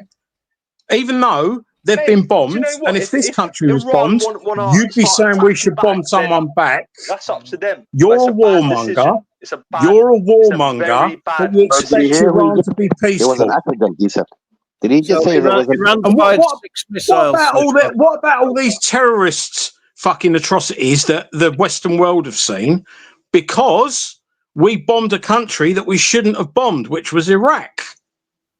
It's exactly the same bullshit they used to get us to do Iraq. And I ain't no fan of Saddam Hussein, but killing Saddam Hussein and doing what we did killed millions of innocent civilians. We shouldn't have done that. Yeah, agreed. Tony Blair should be hung at the Hague. Yeah, hanged. Sorry, at the Hague. Yeah. So we're agreeing on all that. So how is bombing Iran gonna create peace? Let's just be honest, bro. You know what it's all about. You know what it's about, bro. Iran are supplying China. Are you not listening to anything that I'm saying? No, bro. They I'm not trying to listen, but Asketi keeps interrupting. Enrichment. Asketi, let him speak, man. Are you fucking mad? And listen. The moment they get nuclear weapons, we won't bomb them anymore. What the fuck are you talking about, man? The moment they get nuclear weapons, we won't bomb them anymore. Tell me any fucking nuclear weapons country that America have fucking attacked. By the way, Iran is not the same. By the way, Iran is not the same country as Iraq or Afghanistan. I never said it was. They're two. I never said it was. Different countries. I know they are. I never said it wasn't. But tell me a single country that America have attacked that has got nuclear weapons. A nuclear threat. They haven't. A nuclear threat. They will eventually get nuclear weapons. It's inevitable. Nothing. They will eventually get nuclear weapons. It's inevitable. America just did. Right. Answer one question. Answer one question. What country that has nuclear weapons has America ever attacked? That'll be nobody. What? And do you know why? Because once you get a nuclear weapon, no one wants to fuck with you, and you don't want to fuck with nobody. They are a brilliant deterrence. Can't stand the fucking things. Sweet. I wish they never existed. Have nuclear weapons, yeah. No, but they're going to get them anyway. That's like saying I'm going to stop my son or daughter ever having a drink. Come to 18 years old, they can choose to have their own drink. What the fuck are you talking about? What are you fucking talking about? You're an idiot. You are literally an idiot. You fucking idiot. You dumb. You are literally an idiot. What it's come to. You are literally an idiot because it is inevitable that Iran will get a nuclear weapon. When they do, they're not going to use it. Because if they do use it, the chances are they'll get one used on them, and then that's the end of the world, basically. Yeah, exactly. That's why we're bombing them in the first place. So let them get the fucking nuclear weapon that they're going to get anyway, and hope they don't fucking use it. Or America can go back to soft power and not hard power, and basically keep everyone happy in the world by soft power options and not hard power options. You could always try keeping people happy. You're right on the end of Trump's cock, aren't you? You're right on the end of Trump's cock, aren't you? Fuck off, man. Right? It's just nuzzling into you, isn't it? Right, how about then? How about then? Because you've been made to look like the fool you are. I think you're making great You've been points made to look like the fool you are. But just to keep it a bit more civil, there was a comment in the chat before that said, well, to be fair, the UK or USA have been more peaceful than Iran. What do you make of that? That's not true. I'm not big on what Iran are doing, to be honest. So, it would be foolish of me to say it. I mean, I'm not happy for them to have a nuclear weapon, but the simple facts of the matter are that all countries are going to have nuclear weapons. And the main reason why all countries are going to get nuclear weapons is because America has given up its soft power in the world because Trump's a fucking idiot. Iran hasn't... can we just agree with something? Is that some sort of a part? That is white supremacy. You just mentioned soft power of what? White supremacy, right, Chrissy? No. Soft power, as in as in America were helping, poorer countries with whatever by giving them aid, by giving them the US dollar. They've now stopped doing that, which has made everyone say, hang on a minute, we're at risk here now. And they've made the world a lot more dangerous. Since Trump's turned up and gone, we're giving up the soft power aspects of we are the richest country in the world and we're going to help everyone. They've now turned around and gone, fuck you guys, we're not helping you anymore, which has made the world a more dangerous place. They are the Don't forget country. shithole countries as well, as he calls us, yeah? People from shithole countries. And the thing is, mate, it's like, we're in a human race. We are only one race. We should all be helping each other to make... What are you... Shut up, man. So what are you? Are you a white supremacist or are you just an idiot? Are you a Tommy Robinson fan? Yep. I mean, I believe there's different races and ethnicities. Yes, I do. Well done. The white race better than fucking done. But if you had to go to hospital and the doctor turned around to you and said, "Oh, your kid needs a fucking blood transfusion," are you going to be picking out the fucking white one? What? If you went to hospital with your child, and the doctor said they need a blood transfusion, are you going to be asking him the ethnicity of the fucking donors? Or are you going to say, obviously help not, my you child? fucking muppet. See, you can't fucking answer, can you dickhead? Chris, you know what's funny about that point? Oh my God. Hey, who is this guy, man? Who is you? Yo, hey, guys. And different Alright, mute up for a sec, yeah? I'm going to play a video. Hey, guys, mute up for a sec. I'm going to play a video, yeah? Back on the same sort of topic we were speaking about earlier still. Hey, stop up, mute up, bro. Oh, you're really stressed. Chrissy, mute up. I can't get to the phone. I'm sitting on a bed with an earphone in. Of the Israeli government's determination not to let Western news organizations into Gaza, the ability of people outside to get clear pictures of what may or may not, what is or is not going on, is harder than it would be in other circumstances. An extraordinary report reached me last night from both a non-governmental organisation in Israel, an NGO called Breaking the Silence, the executive director of which we shall hear from shortly, and the same story in the Israeli newspaper Haaretz, and the story alleges... How can you not hate this guy? Hey, guys, listen. You see the rules of the panel, yeah? Listen. Yeah, sorry, the rules of the panel. When we're playing the video, yeah, we mute up here. But listen, wait, hold on. If you want to say something, just say pause. I'll pause the video, and then we can speak on something that we just heard or whatever that we agree on, disagree on, or whatever. Yeah. Sorry about that. Yeah, that was my bad. No, that's for everyone. That's for everyone. Obviously, you guys are new to the panel and whatever, so we just run it like that, yeah. All right, guys, I'm going to play again, yeah? Yeah. Palestinians are being routinely used as human shields, or possibly that's not quite an adequate description. I shall let my guest tell you the story himself, because I am joined now by the executive director of Breaking the Silence. And I suppose we should begin with a question, if I may, about what your organisation is and what your organisation actually does. All right, let me pause it there for 1 sec here. So yesterday I had a discussion, like I explained earlier, about human shields and all that sort of stuff there. And the man then kept on trying to tell me that the guys in Palestine are running about with human shields like in Gaza and all that, yeah, the Hamas. But since I looked into it, it looks like it's the other way around, right?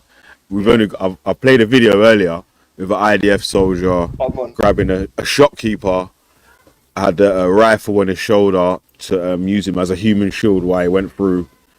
That was in the West Bank. That weren't even in Gaza. So there's lots of videos, Felly, of the IDF literally tying Palestinian kids to their tanks and stuff so that they don't get rocks thrown at their tanks. They're both doing it, though. They are both using human shields. It's a dirty guerrilla war, and there are dirty guerrillas in that war that are doing shit like that. You know, you used to be able to find enough pictures of the Palestinian kids being tied to the front of tanks.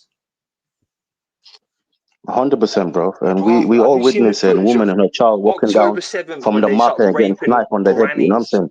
Like, there's so much going on there. About, man? Atrocities are happening on both sides. Do we agree on that?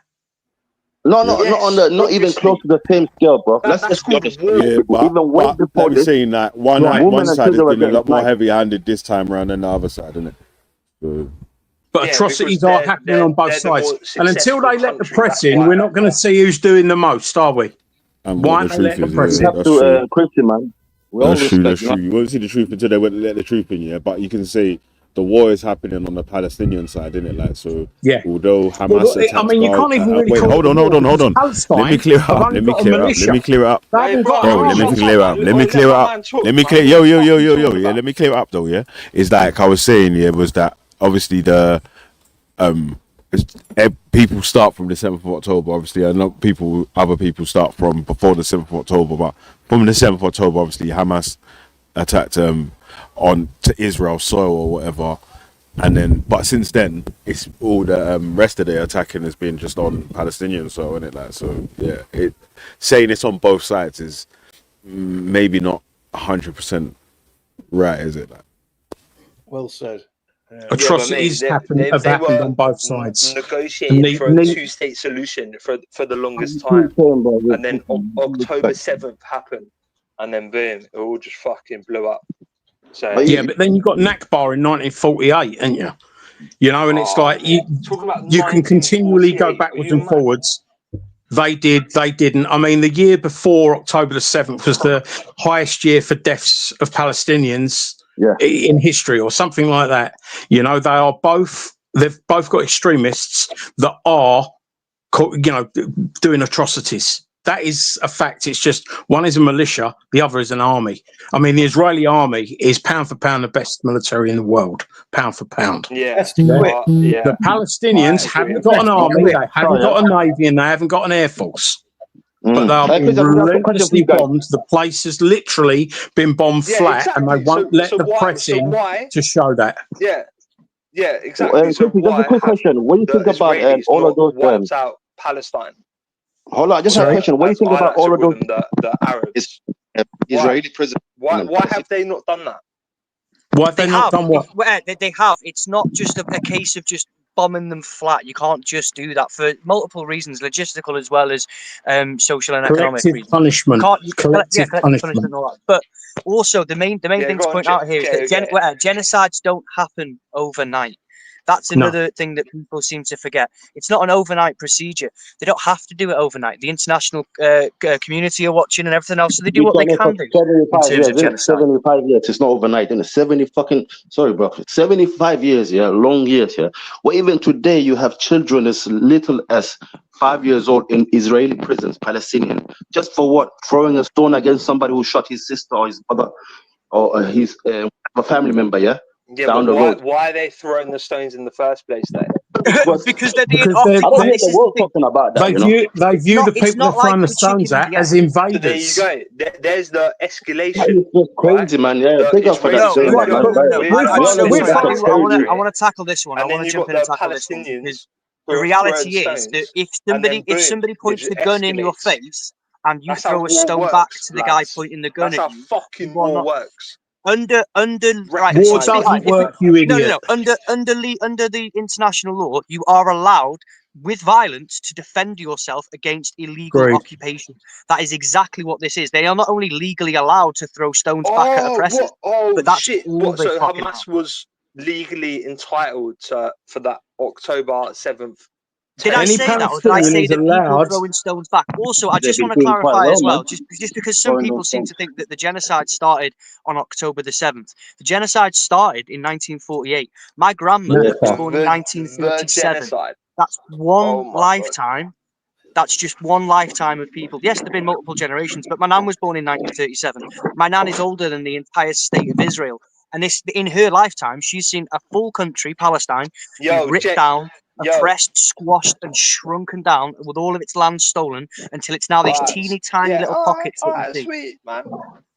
Wait, JOK, is your all right? opinion Listen, on Gimp, my sniper. October If we're gonna the start being disrespectful, then we could start talking about the fucking Yeah, mate, all the like, other let's shit just that be you do online. So how disrespectful, about we but keep it let's civil get to and the we just point now, talk about innit? the Bro, he's facts? losing, innit? That's what it is. You know what? When the fire Yo, right, guys, you guys, yeah, man, stick to the points in it. Yeah, try to stay away from the personal attacks here, Can I because ask a like question of the I've people, tried to wait. Hold on a sec, though, yeah, because I've okay. said to a lot of people for a very long time, yeah, like I'll get involved with the personal attacks and go back and forth with people and all that, yeah, blah blah blah. But I've said I've done that for you guys, so you don't have to do that. Yeah, so like just stay away from the Wait, do you personal know what I attacks mean? and all that, Do you know yeah. what I mean? But it's not And my then fault that just get into fucking but you can JOJ argue about points though. for a living. I'm You're glad doing it that we now, got just in people case that people are missing disagree it. Yeah, just on in the case panel, people are innit? Yeah, missing so it. JOJ, and what he's doing is going, oh, JO gay, and that's yeah. where Stop I'm doing that's where that. I'm Yeah, stop snapping doing that, back. bro. Yeah, Can I yeah. ask Stop a calling quick him out his name, man. question, Because you know, please? like obviously it's disrespectful, innit? And you know, you're not gonna get an answer to your question like that. So. Could I ask a question, please, for of the Pimp Sniper? There you go. Pimp Sniper, thank you. Pimp, would you agree with me when I say that every military occupier is a legitimate target? What? Wait, say that again, man. Any military occupier is a legitimate target. Do you understand? No, obviously not. Oh my god! No. Are you fucking mad? How No. can you not understand that? Oh, for crying out loud, man! This is, you know. Is he 15 or how old are you, son? Are you 15 or 16, maybe? How can you How not can you not understand understand that very simple question? Yeah. All right then. Wait, say it How old one is more he? time. Say it one All more right. time. Come on, do it. Right. Would you not agree with me that any military occupier is a legitimate target?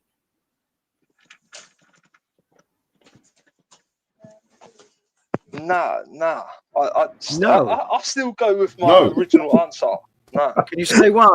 And but why I know no? Why exactly no? what you're trying to get at. Hold on, You're trying to say that the Israel is an occupier of Gaza. I know exactly where this is going.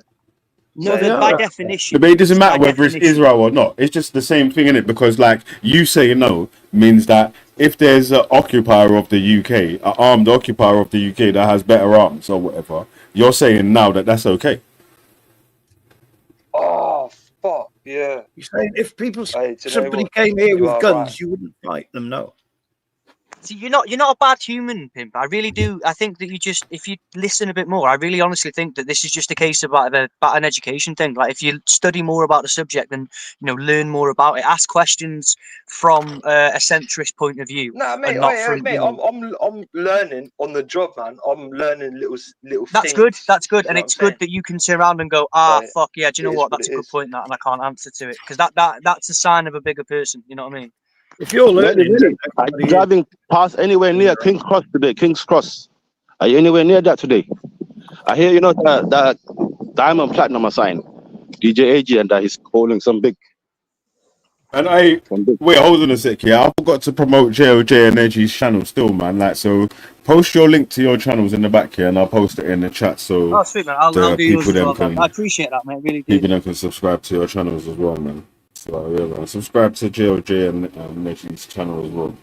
Like they have open panel discussions as well, but they might not be as allowing people to jump and do that as I do. You get me, cuz? But yeah, man. I'm just trying to make some point. You're like me, man. You just like allow madmen and just fucking have it out. What do you expect us to do, bro? Respect your channel, but man. So let me just play the rest of this video in it, yeah. And if you hear something that you disagree with, say pause. Easy, James O'Brien. Say pause. Come on. Yeah, James O'Brien. Yeah, I owe him about half ounce of weed because he's caused so much pain around there. It's unbelievable. Yeah, I fucking love it, mate. Yeah, mate, fucking hell. Hey, top shelf Cali as well. You know what I'm saying? Peace. All right, so go on. Let me play it a bit more. Though, innit? Nadav Weiman is on the line now. So why was Breaking the Silence set up, Nadav, and what is its purpose? Yeah, hello. So we're an organization of ex-soldiers that serve in the West Bank and the Gaza Strip, what we call the territories, and we have one thing in common: we're against the Israeli military occupation. We are using our testimonies, the operation that we took part in, the commands that we got to explain people in Israel and around the world what is the Israeli occupation, so everybody could resist it. And our organization, by the way, started during the Second Intifada, when IDF soldiers had to do very harsh things to suppress Palestinian violence and uprising. But again, and ever since, we're publishing reports about what's going on, and especially now in Gaza. And so all of your members are military veterans, are former members of the IDF? Yes, we are 1,400 soldiers, men and women, that serve in all of the different sectors and different units of the IDF. And what is the genesis of your latest report then? When did this alleged practice first come to your attention, and how have you conducted your investigation into it? Yeah. So in every operation in Gaza and the West Bank, soldiers are coming to speak with us, and very quickly after this operation started, soldiers approached us and talked about this protocol, which is widely used in the IDF. And at the beginning, I've got to say, I didn't really believe that, because it's a protocol that was stopped by the Supreme Court in Israel in 2005. Back then, it was called the neighbor procedure. Basically, taking a neighbor of the Palestinians that we want to arrest, saying, you will knock on the door, not us, IDF soldiers, and if you get shot, you will get shot. And so that was stopped in 2005 because it was basically using Palestinians as human shields. And now a soldier came to us and told us, and then another soldier, and another one. And then we start hearing it from different units, different times, but it's all inside Gaza since the first month of the operation, which means it's, as I said, a practice that is very widely used. And I've got to say, you are right. Human shield is not really covering the entire situation. Basically, IDF soldiers are taking Palestinians from the humanitarian corridor inside Gaza, putting on them IDF uniform, in some cases even GoPro cameras, and telling them, go into the tunnel or into a house. You will sweep it. And we will see if something will happen to you, and after that, we will enter. An ambush or a booby trap, most obviously, which they would then trigger. Yeah. And what's amazing about it is our testifier told us that after some of those Palestinians were doing that job for a couple of days or even a week. And after they finished, they were released. And after they were released, our testifiers understood it was Palestinians without any charges against them. They are not members of Hamas unless we won't send them back home to their families. So a random Palestinian being dressed in an IDF uniform and sent into a potentially lethal situation in order to alert the real soldiers to the danger ahead. Exactly. If you mentioned GoPro cameras, have you secured footage of this? Does your investigation include actual video? We don't have videos. Right. But a couple of months ago, Al Jazeera managed to publish videos from a GoPro camera on one of those Palestinians. And I thought, by the way, that it's going to cause havoc over in Israel, that it's going to be a scandal that everybody is going to talk about. But the Israeli media didn't really talk about it. Until now, this is a very important article in Haaretz.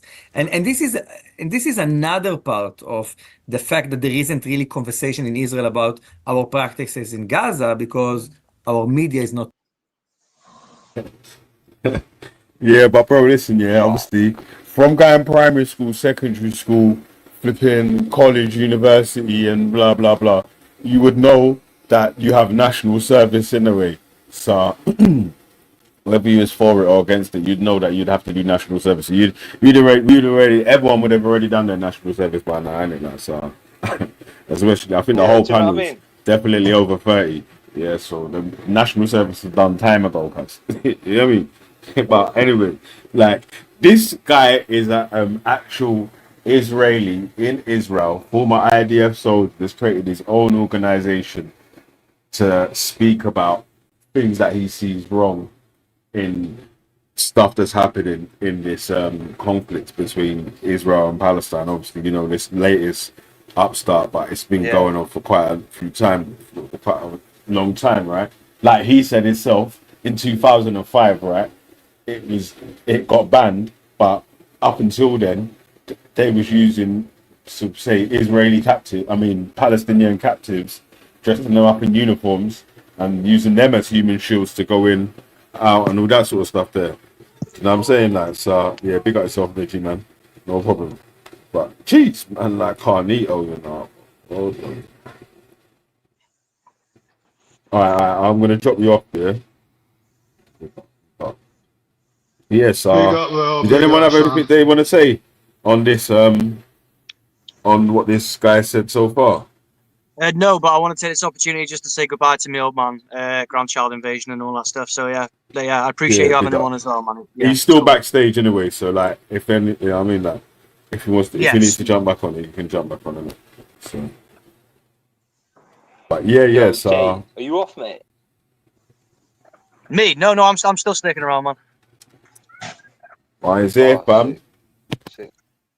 Yeah, cuz, you know what I'm saying? Like, which, come on, man, like, yo, we see the pain packs here. I've been telling everyone from time we franchising the pain packs, like, so we got Welsh pain packs out here, you know what I'm saying, over on JOJ's side.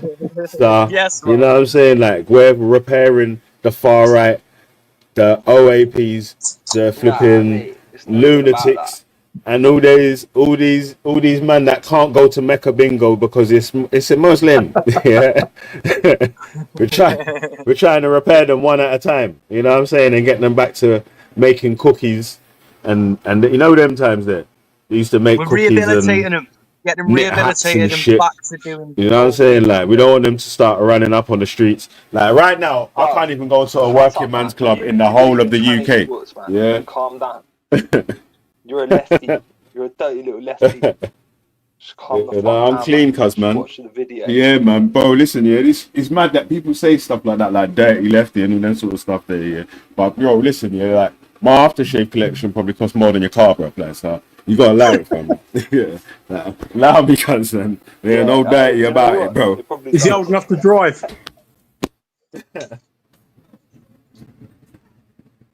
No doubt around here, B. Old enough to drive, man. Are you? Are you old enough to drive? This place, man. But did someone drop off? Yeah. Yeah. Mate, I'm 32 the years boss, old, man. man. Still. You sound about 15, bro. All right, go on then. Let's play a little bit more, man. Compliment. Maybe it's just your mental age. Talking about it, military correspondents are not picking this story up. Well, you can imagine that is compounded and magnified enormously outside Israel, because we, in the Western media, have to rely upon whatever comes out of your country, whatever comes out of your media. How many people have you spoken to? How many of your sources on this are making allegations regarding things that they say they have personally witnessed? Quite a lot. I don't want to name the number because there's all kinds of things around that. Okay. But quite a lot. And I've got to say that the reporter, Yaniv Kobovich from Haaretz, managed to bring a lot more soldiers that they're his sources. And that was the moment I was surprised, because we understood it's not a couple of units, it's not a couple of officers with bloodthirst or I don't know what. It's a very common used protocol in the IDF. I should ask what the IDF have said in response to your investigation. The IDF said that it's not a protocol and it goes against IDF practices, but I'm sorry to say that IDF spokesperson, they have this AI generating responses to this kind of allegation, and it happens to us a lot. A lot of times when things are being published about IDF soldiers doing things against IDF commands, IDF spokesperson will say the problem is that the soldier weren't really aware of the protocol, and now we're speaking with them, and that's it. That's like the common mantra. I was just going to read the quote that they've given to the guard. I think. So what are you saying now? It was just a mistake, yeah. Yeah, but he's saying he's got the man them saying, yo, blah blah blah.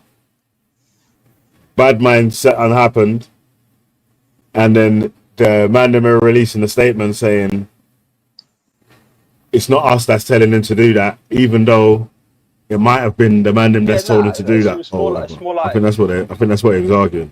Nah, it's more like there was an accident, and it turned out to be a human error, which happens all the fucking time.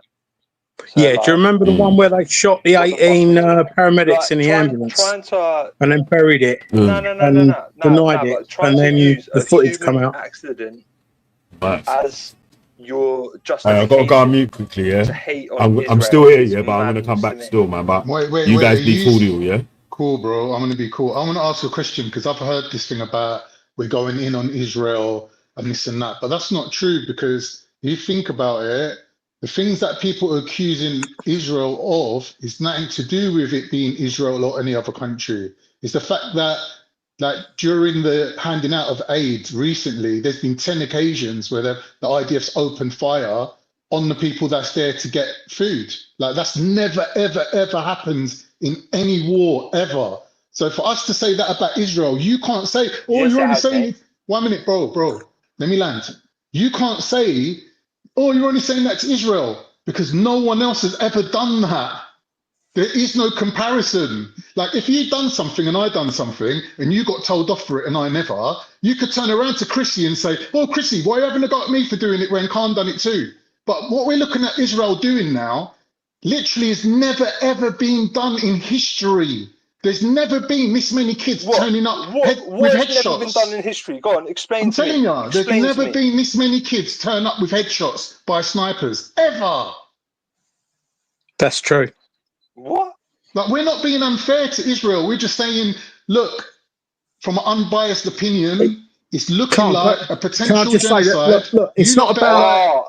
We're not blaming the whole of Israel. We're not blaming the whole of Israel for what a select number of extremists are doing. Just like we're not blaming the whole of Palestine for what a small amount of Palestinian extremists have done. Let me land my point, Chrissy.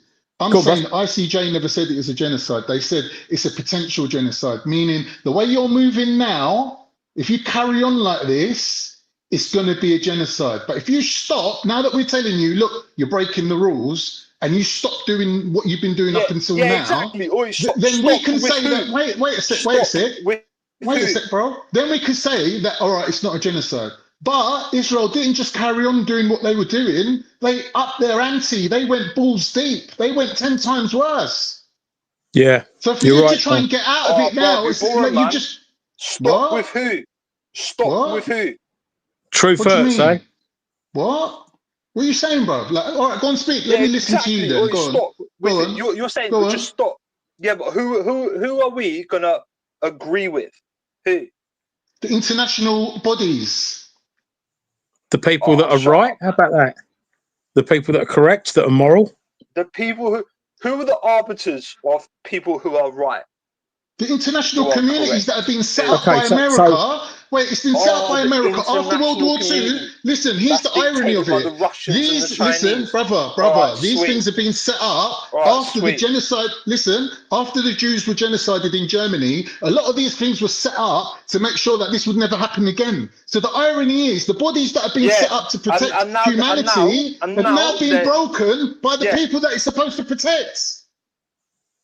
Nah, mate, he's right. How are you then going to turn around and say, how are you as a Jew going to turn around and say, forget about international law? But that law was put in place because of you. No, I'm not saying you. I'm not saying me, brother. I'm not saying me or you, but I'm saying Israel can't turn around and say, oh, forget the ICJ, forget the international community, forget the United Nations. But if it weren't for you, we wouldn't have these situations. How do you feel about the Jews killing your godson, son? International corporations have been totally corrupted by the Russians, the Chinese, the Americans. You fucking name it.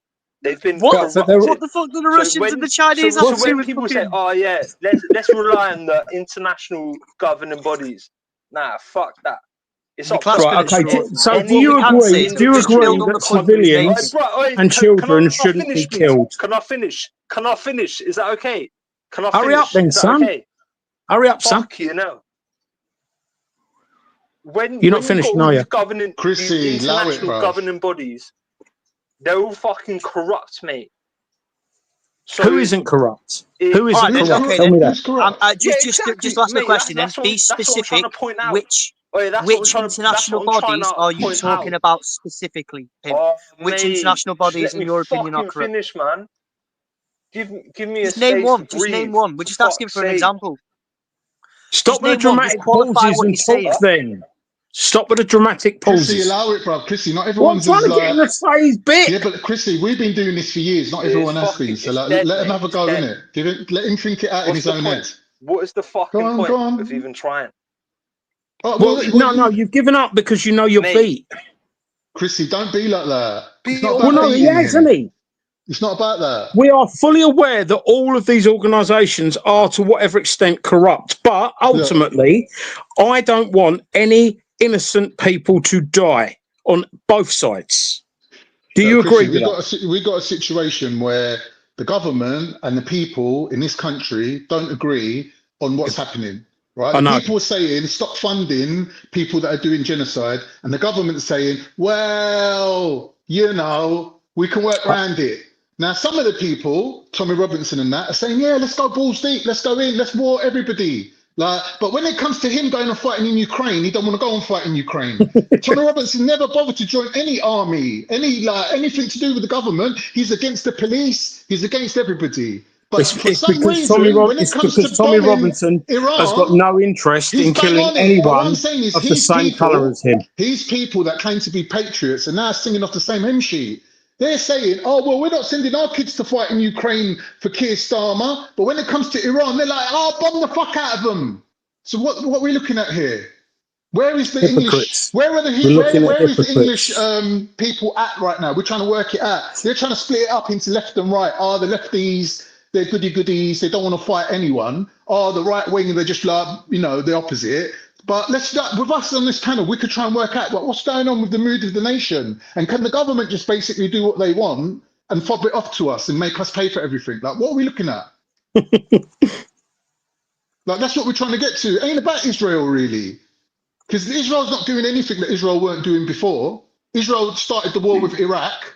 Yeah, other Muslim countries joined in. Right now they're starting it with Iran. It's the same situation all over again. But here's the thing: what you need to realise, if you're English and are listening to this, these lot of starting wars, they cannot finish. Right? They pulled out of Afghanistan, they pulled out of Iraq, they pulled out of every fucking where, because all they want to do is pummel them back into the Stone Age, so they can't catch up to us in the West in terms of society. But what does that mean? That means you're gonna get immigration.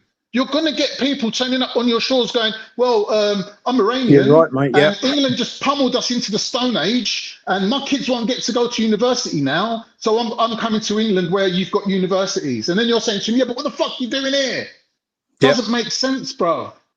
It doesn't make sense. Well, all because they don't want to hand out nuclear technology to Iran. Are you kidding me, bro?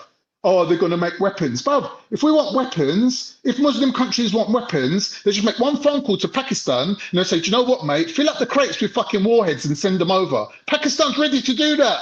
Yep. Like, not just that, I mean, Russia as well. Sorry, I'm on a little roll, yeah? Turkey has got nuclear weapons, right, in its country from America to bomb Russia, right? Turkey ain't a nuclear power. They ain't got nuclear power plants to give them cheap electric. But the whole country's got about 25 different American air bases with bare nuclear weapons there aimed at Russia. How does nuclear technology benefit Turkish population? It doesn't. But they've still got the threat of getting bombed by Russia because all the fucking warheads are sitting in Turkey waiting to fucking bomb Russia. How's that fair? But Iran's saying the opposite. Iran's saying we don't want the weapons. We just want the cheap electric. We just want to make power for our people. No, they want the weapons, Khan. They want the weapons. They want the weapons, but I'm saying that they deserve to have the power for the people. Yeah. Sadly, they do. I mean, I don't want Iran to have. I don't want anyone to have nuclear weapons, but they are a brilliant deterrent.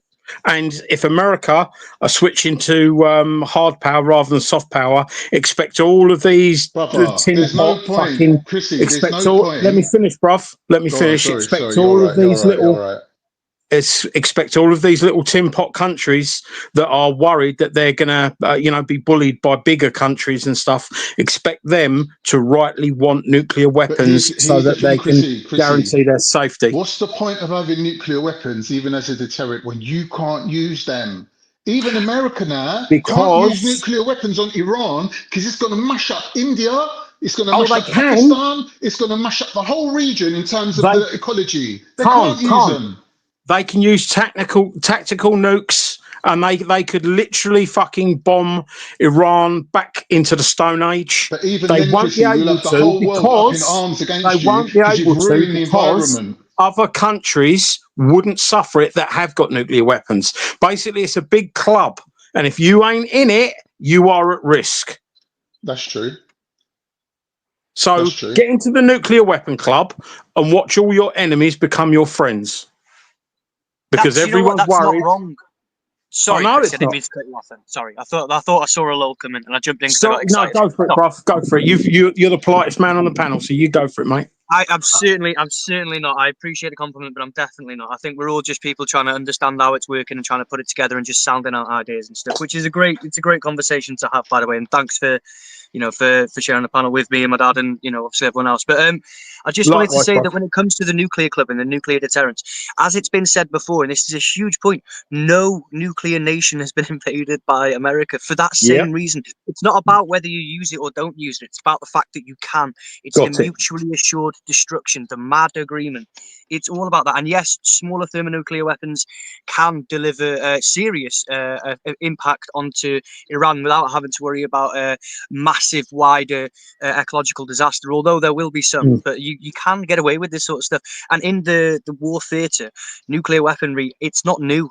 We've been refining and improving upon these ever since their conception.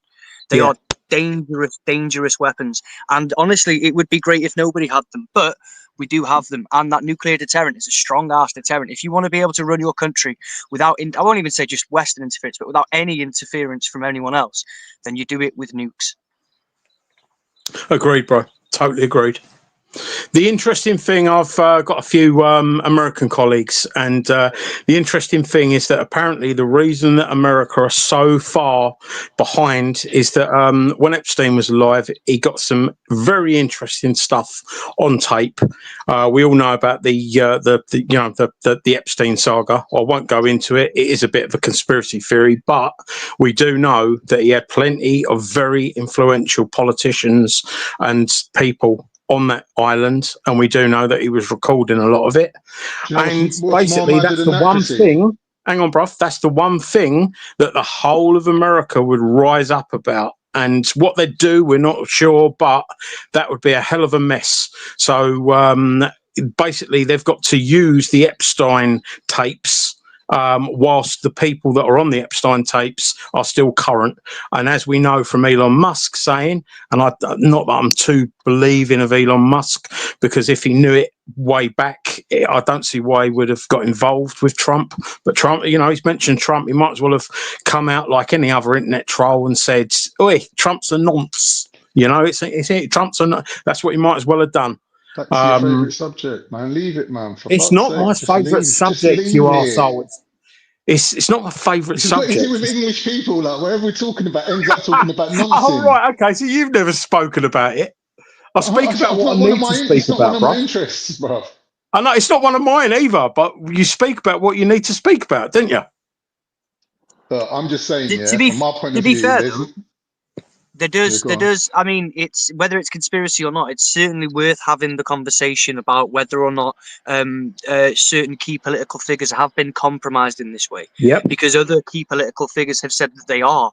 And we do know that it's not unusual for people to have information to be used to blackmail against them so that they can ultimately do the things that they want to do, holding things over people. It is still, at this point, as far as I'm aware, more of an idea than anything that's got any sort of proof. But the only way to dispel that idea would be to release these documents, wouldn't it? However, which they won't do that. Oh, that's Trump. Yeah, and he's yeah, anytime you ask him about it. So I do understand that, though. I do understand the connection there. Whether it's real or not, I think it's certainly worth talking about to find out if it is real or not. Because I mean, I also can't see people like Trump going, okay, we're going to throw B-2 bombers your way, we're going to do X, Y, and Z, please don't release those pictures. He was also a man who's been convicted of Right. in civil court anyways. He's an adjudicated rapist, this man.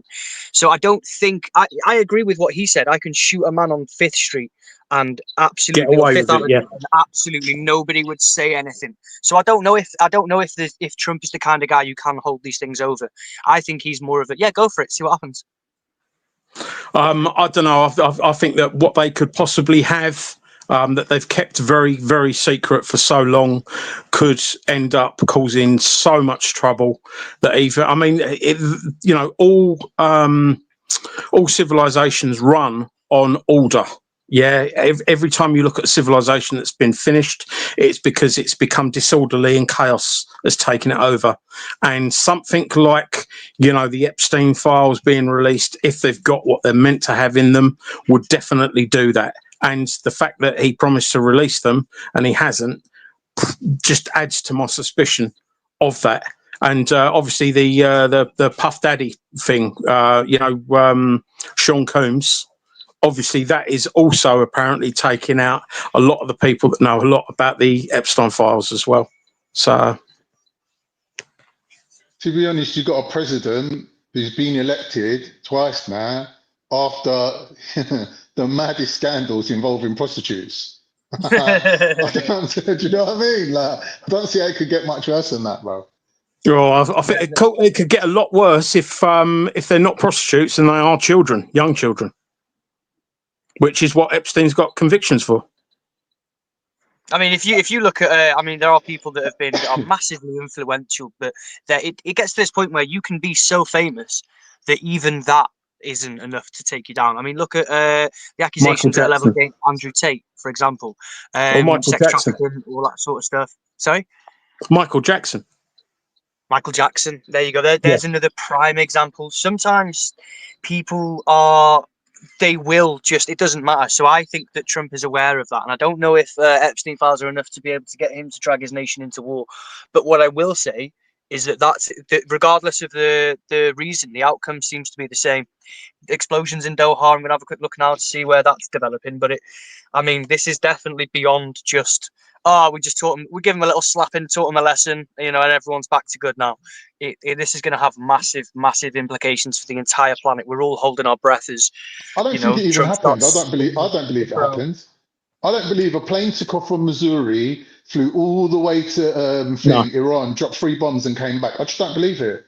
I agree with you. We had to do that because if we used our bases nearby, they threatened that they would attack them, so we can't use those bases. If you flew all the way from Missouri, forget Missouri. If you flew from the moon and bombed me, I would still target your local spots. Right. If any nation said, we let them refuel here, then they become a target. I mean, I'm quite happy with Great Britain not being a target, and I don't want that idiot Keir Starmer to actually turn around and say we're getting involved, because as far as I'm concerned, Israel and America are on Iran's shit list. Yeah, I would like to get as far away from that shit list as possible, because the easiest way to defeat your enemy is make them your friend. And I get that Iran shouldn't have a bomb. I don't believe that they should, but it is inevitable. So what you've got to do is you've got to work with the inevitability. And the inevitability is, let's make friends as best we can with people. So when they get that bomb, the chances are they're not going to use it, because then the threat has gone, and then they will get bombed, and the whole world will probably know about that. So let's just sort of when they get the bomb, let's just make sure we're not on their shit list.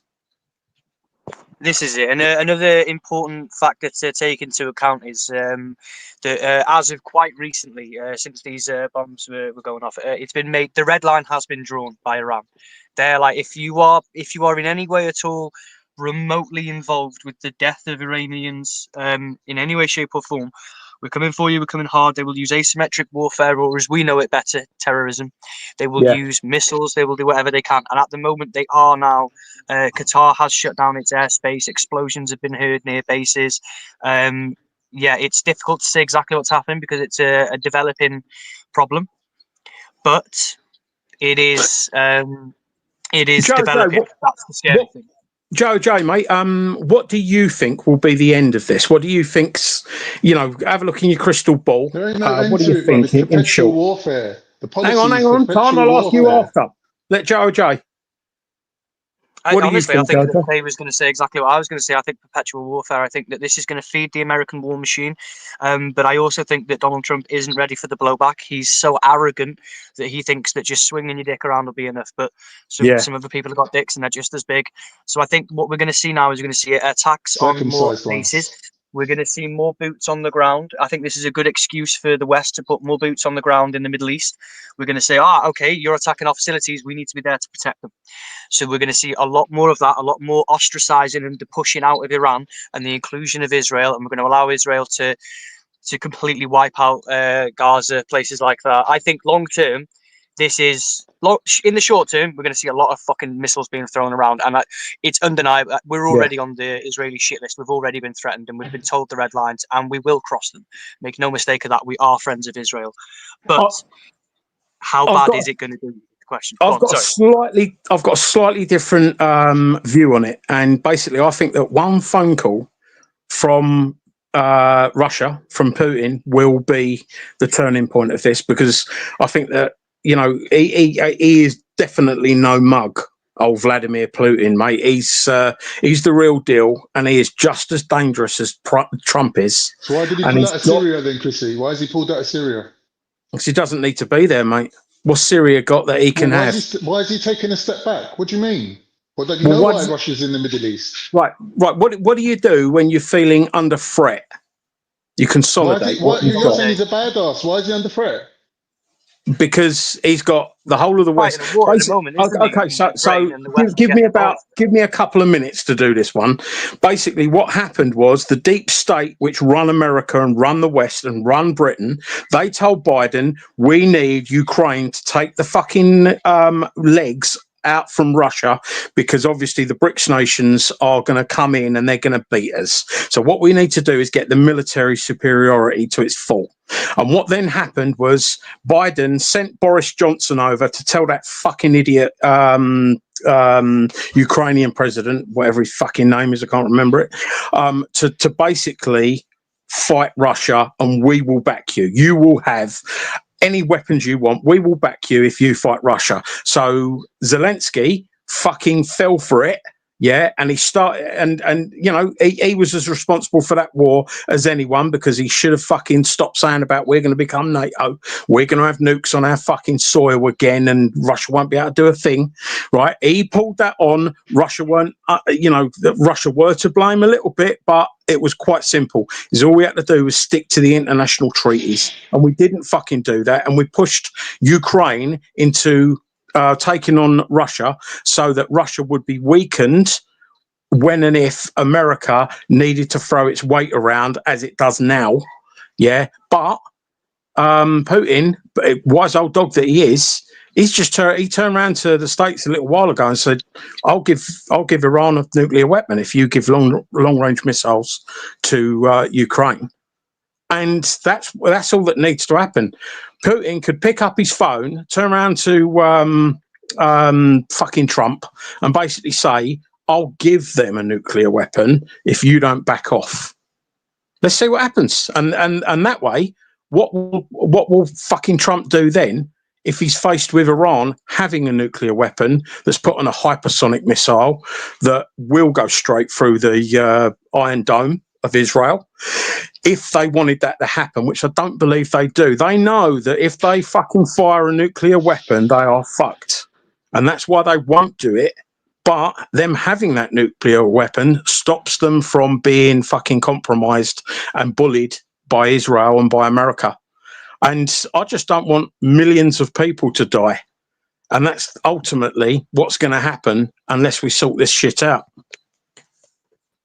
That's a good question, Chrissy. Yeah, we all seen what America have done to, like, the leader, the guy that got taken out in Iraq a couple of years ago, Soleimani or something. Yeah, and we all see what they've done to the Hezbollah. Yeah, do you think the supreme leader of Iran will just wait? And what do you think of the level where his stance is like? Would you think he's just going to wait to get taken out? Well, I mean, I don't know about the Khomeini guy. I've not done a lot of reading about him, but I don't think he's going to be an idiot. I mean, if he's got to where he's got to, he's not going to be an idiot. And anyone that's sensible knows that, you know, a nuclear weapon is what you sit on, not what you use. Yeah, I mean, even fucking Ronald Reagan, way back in the 1980s, he actually stated no one will win a nuclear war. And he's very correct. You know, that the environmental problems after the the nuclear winter that it could start. And, you know, you've only got to have a look on YouTube and, you know, basically just watch some of the fucking videos of what will happen if big nuclear weapons are exploded. You know, in a war, it's just I'll fucking agree with you on that one, Chrissy. I catastrophic. agree with you. You think about the planet. When you look at the whole planet, there's only X amount of the planet that's actually livable. And when you look at what is actually livable, when you look at what is the prime real estate, it's even smaller. Yeah, the Goldilocks you know what I mean? part of it. Yeah. So nuclear weapons is a non-starter. Yeah. And the thing is, everyone that knows about nuclear, I mean, I know about nuclear weapons, and I'm just some fucking idiot off the street. Yeah, these are, educated people to the most part, and they're also sensible. And you won't get to be the top person in your fucking country without having some cunning and some intelligence. You know, and the thing was, I don't know. I think that you can get to the top of the country quite easily. I mean, if you look at Gaddafi, for example, the man was illiterate. He was thicker than a fucking elephant's foreskin. Sheer aggression got him into that position. I don't know. I mean, Gaddafi had a lot of very good ideas. I'm not a fan of Gaddafi's by a long shot, but he definitely knew how to, maneuver in the political circles. Otherwise, he just would have been taken out at an early stage. He was taken out. I mean, to be honest, he was taken out. And the only reason it wasn't taken out at a sooner stage is because of the group that propped him up. The fact that he had more weapons than everybody else. It was like when everyone talks about Al Capone being such a clever. No, the guy was thick as fuck. He was just super aggressive, and people around him maneuvered around his aggression. But he was the driving force because of that blind aggression. And so, I didn't mean to cut you off too much. I just wanted to say. No, that, you're right, brother. You really don't have to be. Capone ultimately got done because of a tax problem. I think what Chris is trying to say is that there's different types of intelligence. Like, you can be really dumb and just still tactically know what you're doing. Yeah. I mean, I'd say that anyone that's reached the top of their nation has got to be at shrewd, least It's got to be sensible, smarter than the average bear, isn't it? True, cunning, and sensible. I mean, if you have a look how Putin got in. Yeah, the only fucking political job that he had before becoming president was deputy mayor of St. Petersburg. And he'd done it all. Seriously, he was deputy mayor of St. Petersburg. Hold on, bro. Was he not some sort of general of the president before him? No, he was like his right-hand man at time. No, but he meant in politics. Okay. In politics, because then I had to mention something. So what happened was Putin's college lecturer, I can't remember the bloody guy's name. He basically was the mayor of St. Petersburg, and basically he had Putin put in because Putin was really fucking loyal. Yeah, and was really brave, was really ballsy. And what happened was basically Putin then ended up going back to Moscow, and Yeltsin was in. And basically Yeltsin was looking for someone that would look after him and his family. And he saw what Putin done for the mayor of St. Petersburg, because he got him out of the KGB, went and fucking nicked him, and he fainted a heart attack. And what happened was that they basically took him out of the hospital and got him to sanctuary in France. And Yeltsin looked at Putin and went, "You got some balls, son. Will you look after me and my family?" And he was like, "Yeah, of course I will." And that's how basically Yeltsin then installed Putin, and the rest is history. But Putin, if he never found Putin, he would have had to find another Putin. Well, every leader needs to be able to hand over the power to someone who you know is like capable. You're gonna have to find someone like that. Oh yeah, obviously. One second. I was gonna ask you something. Libya, you mentioned Gaddafi, and why I give so much respect to Iran and Iraq. You're muffled, mate. Chrissy, what's he saying, Chrissy? I can't hear it, mate. You're muffled, bro. Hello? Mic check. Can anyone hear me? Better now? That's better. Yeah, better now. Go on, let's get you, bro. Go on, bro. Yeah, yeah. Oh, but my point here, I'm just gonna make it short, bro. We have to give massive respect to this country, you know, with overcoming white supremacy and all of that at that time, but still able to build their own what's called oil refineries. You know what I'm saying? And even with all of these sanctions, so when you look at Libya, yeah, we all know where majority of wealth came from, right? Oil refining oil and stuff like that, yeah. Yeah. Especially with having the best, the best oil on the planet, right? Where you don't have to use too much technology to purify it. But with Iran, yeah, what I've looked into, yeah, is it possible that America wants to fully block Iran's sale of oil to like China and India, and trying to weaken them from that side? Yeah, well, the thing is, mate, it's the oil tankers, because if they stop the oil tankers, that'll be enough to sort of like ruin the world's fucking oil supply and I mean, it's going to be $100 a barrel soon. So, you know, Iran is quite aware that all it's got to do is stop the fucking shipping. And that will be enough to fuck everything, you know, especially with America, because America is such a, you know, oil dependent country. Might have to call the people from the other side of the Red Sea, the Somali pirates. But whatever, my point is, yeah. My bro, you know what it is, bro, yeah? Obviously, I'm from that region myself, the Red Sea, where the oil supplies and all that come through, yeah? We ourselves as people, yeah, we have suffered the same kind of, obviously we had instability, yeah? But I know someone like Khan who understands this, yeah? There was a list put in place, you know, like I think about 30 years ago, 40 years ago. And Somalia was on top of it. I think most of us have seen the movie Black Hawk Down, yeah? We all witnessed recently as well, Sudan, that country that was, I think was it third biggest oil, at least the third or fourth biggest oil, yeah? They had the most oil in Africa, yeah? Completely gone, yeah? But nobody cares about those insurgents over there. Yeah, where there's close to 2 million people are gone. You know what I'm saying? So and that was on the list as well. Libya was on the list. Iran has always been on the list. Afghanistan has been attacked. Iraq, we all witnessed what happened. Yeah. So what do you think?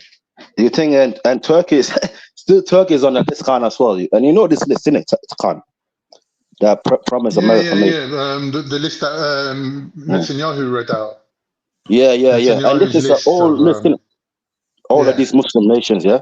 So my point is, do you think that they're trying to kind of weaken Iran economy further? Where like, you know, take over the oil, for example, like control the oil. They sanctioned them for so long now. They must realize there's nothing much more they can do to these guys. Can do, bro. Have you not seen how they smuggle oil across the borders? No, but that's where the BRICS nations aren't sanctioning anyone that's inside the BRICS nations. So they can sell their oil to each other or starve America for it completely. And like I said, I mean, it's going to go up to $100 a barrel. I think it's on about $79 a barrel right now. It's looking like it's going to well pass $100 a barrel, which basically, and as we know, when oil prices go up, everything fucking follows. So America are going to start feeling the pinch because all this bollocky tariff stuff hasn't worked. Yeah, and Trump is basically he's sitting there thinking, I'm the most powerful man in the world. Yeah, but you can't make bad policies work. And that's what he's basically done. Do you think that guy needs to be sectioned up or something? He needs to go to some hospital, because I've kind of seen him, now he's about 78, yeah? He just reached, I think, 78, yeah? And you could clearly tell the guy's not okay in the head right now. At one point, he's saying he don't want to war with Iran. And now, after even you drop them B-2 bombs, yeah, he's saying, I still don't want a full-scale war. So, and then another point, he's a bully. So where do you think, like, China? Yeah, I think everyone would agree that he's definitely a bully. And so have the United States been a bully. It's just that up until Trump got in, they was using soft power rather than being a full-on bully and saying, you're not doing this and, you know, we're going to fucking charge you that. What he was doing was going, look, we'll allow this to go on. You know, you don't do that and we'll allow you or have some aid money and, you know, we'll be friendly. They was using soft power. And the soft power has now gone, and it's making all of the jittery countries worry about their security. And watch all these fucking tin pot countries now look to get a nuclear bomb. so that they cannot be bullied. It's going to happen, and it's inevitable. And what we need to do before someone gets a fucking nuclear bomb that accidentally fucking lets one off and ends the whole world is fucking make sure that all the countries we can be friendly with, we are friendly with, and even the people we can't be friendly with, not an enemy of. It's that simple. We've all got very big toys now that can end everything, and we need to realise that one person fucking lets the nuke off, so would a lot of them. So it should be that either we all have them or none of us have them, or the ones that do have the power ensure the peace, not at anyone else's liberty. I completely agree with that. I just wanted to say, though, I'm going to have to shoot off. I need to go meet the missus, but it's been a really, really good live. Massive shout out to Veli. I don't know if he's in the background or if he can hear me or not, but I really appreciate you having me on. It was great to miss you, Kay. Great to meet you, Kay, Sketty, and Chris, and anyone else that may have jumped up and gone off. Nice to speak to you, bro. And please don't be a stranger. Please don't be a stranger. You know what? I'm always sort of floating around the block. I think I've had a chat with Sketty before, but that was a long time ago. But no, it's a really good space, really cool people, really enjoy it. If anyone wants to find me, I'm sure Veli will drop a link in the chat, but it's JOJ9, O spelled OH. Just to say, mate, I got sent a little clip of you destroying Jupiter. Well done, mate. Oh, is that being clipped? Is it being put around? I got sent a little bit of it, and I was just absolutely hilariously laughing at how you completely fucking wiped the floor with her, and then how she tried to get all fucking nasty with you. So we get a lot of them sort of right wing. We get a lot of them right wing idiots come over here, and it's really good to have an intelligent, compassionate guy like yourself over. So please don't be a stranger, bruv. But Chrissy, you know what that was in it with Jupiter. She couldn't control him. That's why when Jupiter can't control someone, you know how it ends up, innit? What it was, mate. I'm so sorry, I gotta go. Right, stay safe. Oh, I think Veli's back now, actually. I was just about to say goodbye, Veli. You're right, man. Yeah, big up yourself, man. Yeah, take care, passing through, man. Peace, no worries. I really appreciate it. Thanks for the invite, mate. Stay safe. Take it easy. Man. Great show. Great shout out. Keep sharing. Take it easy, man. Cheers, bro. Big up.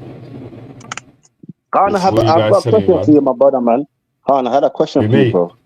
No, Khan. He's been quiet for a while, isn't he? Khan, Turkey, man, Muslim Ummah, you know what I'm saying, Ottoman. Which direction are they gonna go in the next 50 years? You know what I'm talking about? Are you still gonna be looked at, you know, because the whole Muslim nation look up to Erdogan, yeah? And we do see him trying, you know, some sort of fixing, you know, the NATO nations and the respect against the Muslim people. So my question to you is, Khan, do you think Erdogan and the Turkish people are gonna leave the NATO and try join, either be independent? I don't think they're with gonna all the knowledge they have, with all the knowledge they have of weaponry and all of that. You think? What do you think they're gonna go? And we all know, since World War II, how all the West are looking. They're scared of Turkey. You know what I'm saying? So I know you understand. I don't think they have to leave NATO, and I don't think NATO needs to kick them out. But it's just going to become a position where you're sort of like a guest, like a visitor status within NATO. It's like they're going to have the inner circle, and there's going to be like, you're on the side sort of thing. You're still involved.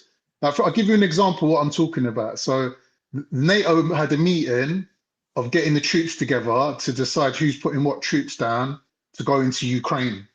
So Turkey was at the meeting. Turkey said, all right, we'll put down this X amount of troops, right?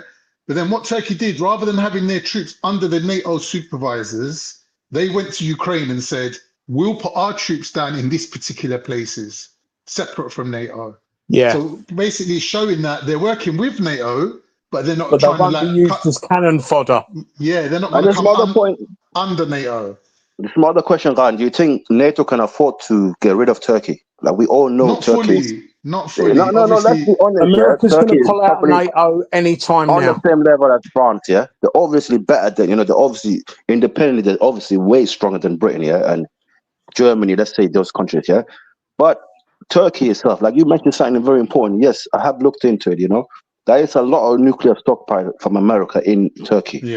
Yeah, of course. But have Turkey got the sovereignty and the right to be able to control it themselves? As in, Not that America just presses from their See, this side is what I'm and saying. doesn't kind of stop it. The only way the West stays on top is by destabilizing other people, and Turkey's not Yeah. beyond being destabilized.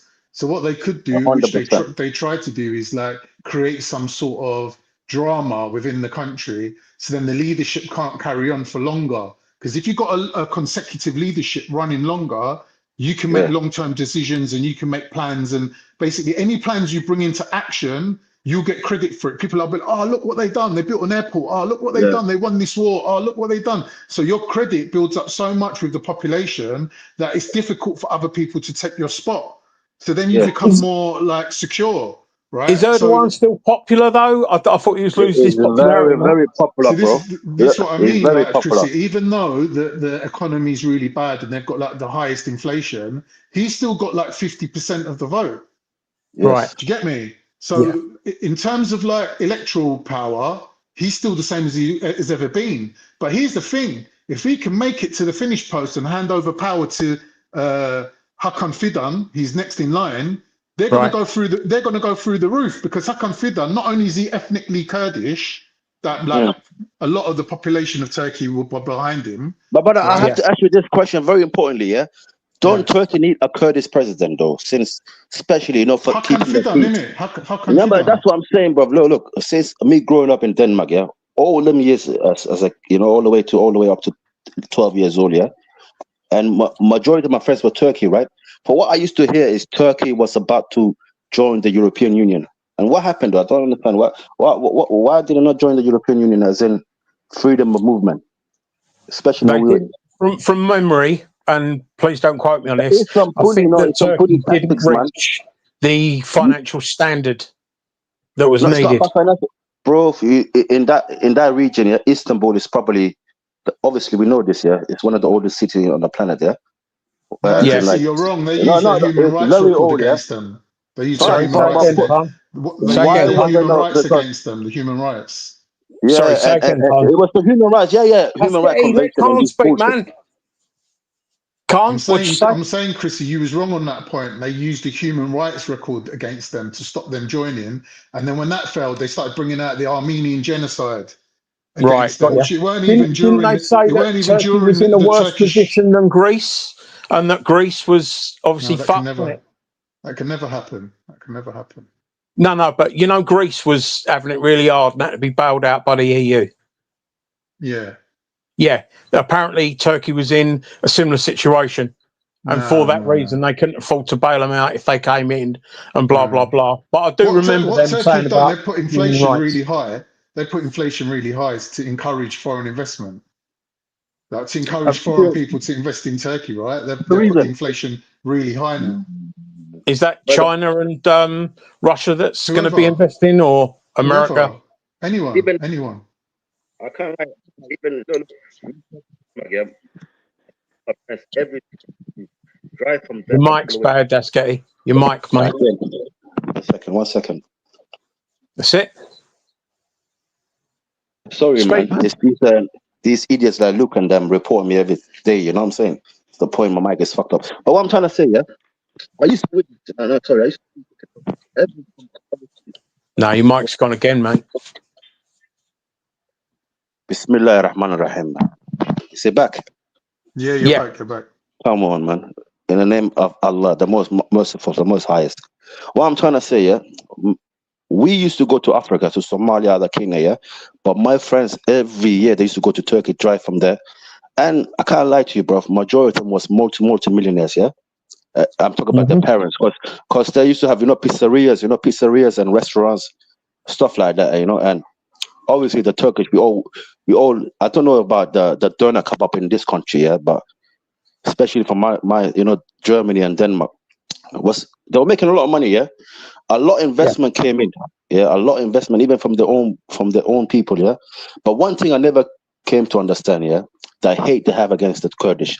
I understand, yeah, PKK and the terrorism and this and that. But Khan, you have to understand, you have to admit something as well. You've been oppressing these people, man. The people of your own land, Kurdish people. Just because there's to the point they have to run completely to the mountains. and now they want Kurdistan. You got to remember. And I know you don't like them, but you're Turkey, you know, alhamdulillah. Don't try to preempt my answer. You don't know what I'm going to say. No, what I'm trying to say is, bro, I have to stick up for the Kurdish people sometimes, bro, because not enough people talk about them. Come on, bro. All the Kurdish. There's a difference between Kurdish people and Kurdish people as PKK, as institutions, like PKK or whatever, even like they had the HTS party or whatever their party was called within Turkey, right? They had a party that they were running, like Labour, Conservative Party, whatever, right?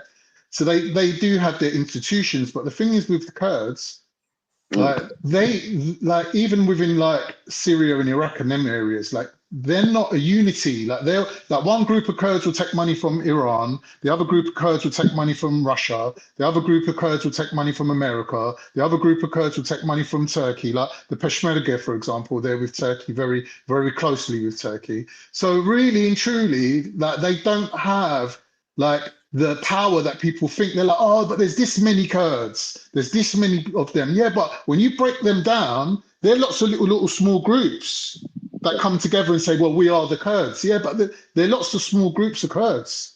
Now, they can all come together and be one people, like the Turks did, but you've got to have one leadership, you've got to have one common goal, and you've got to have one objective. Otherwise, your power becomes dissipated and you become mismanaged. And unfortunately, that's what happened to them. Like they just didn't manage to pull it together. If they pulled it together, they might have got better. But you got to remember with Turkey, however Turkey deals with the Kurds, it's with the blessing. Wait, let me land. It's with the blessing of the indigenous Kurds. The Turkish Kurds deal with the Kurdish problem for us on our behalf, right? Like there is many Kurds that live in Turkey that are pro-government, pro-Turkey. You get me? But the picture's painted internationally like the Kurds are an insurgent group of people that want a revolution. But that's only 1% of them. Like majority of Kurds are on board with the Turkish government. And you've got to remember what unifies the Turks and the Kurds is Islam, right? Without Islam, you don't have a relationship with them unless it's based on a nationalistic level. On a nationalistic level, you become competitors with them. There's not much working together on like them trying to start their own nation, right? Because don't forget, under Sykes-Picot, they were offered half of Turkey for themselves, right? And Turkey had to fight a war to stop that from happening. And they only won that war because X amount of Kurds was complicit in the Turkish struggle for independence. Do you understand? So without Kurds working on the Turkish side, they couldn't deal with people like PKK and YPG and people like this properly. Yeah. But YPG, let's talk about YPG, yeah? Syria is thank God, man, you brought it to that point, yeah? When these our kids, you know what I'm saying? I'm talking about even people like Samima Begum, yeah? She went got brainwashed, yeah? Some idiots, some movement. We all know, yeah? I call them ice cream, because they're waste man, yeah? How come, yeah, when and I hate them with a passion, you know what I'm saying? Because I can't lie to you, bro, and I don't fear no YouTube. I've been in a school, yeah, here in this country, my college. I know some idiot got brainwashed who went there, yeah? But my point is to you, Khan, Turkey never stopped nobody. You know, if you got left this country, yeah? Sorry to interrupt.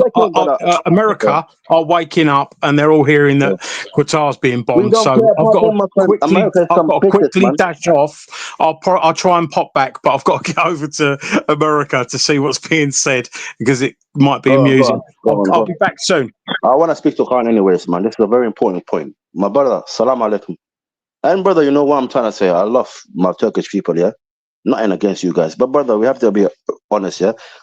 When these bastards, yeah, these ice cream people, yeah, and RRP, all these, you know, Yazidi people, yeah, the Iraqi, you know, Syrian, was it Iraq or Syria? The people where the Yazidi, you know, Yazidi. I know what you're talking about, yeah.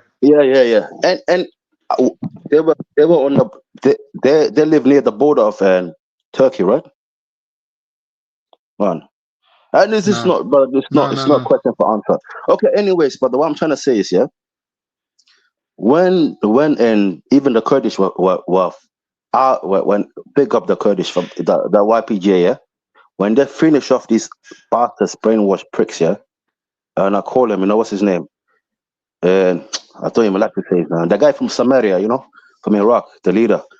Al-Baghdadi, Al-Baghdadi. No, Al-Baghdadi. I'm talking about Al-Baghdadi from Samaria. Al-Baghdadi, yeah? When these people were enslaving Muslim, no, Arab women. They were not Muslim. Yazidi is not Muslim.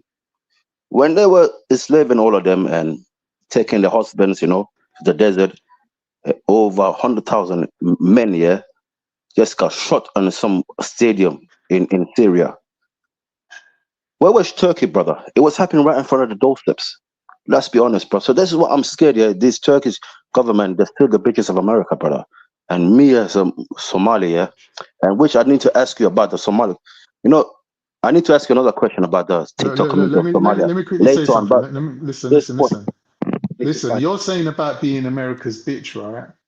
You got to realize, Askeri, that this is a situation where no matter how far away you are from America, you're still going to be in their shadow.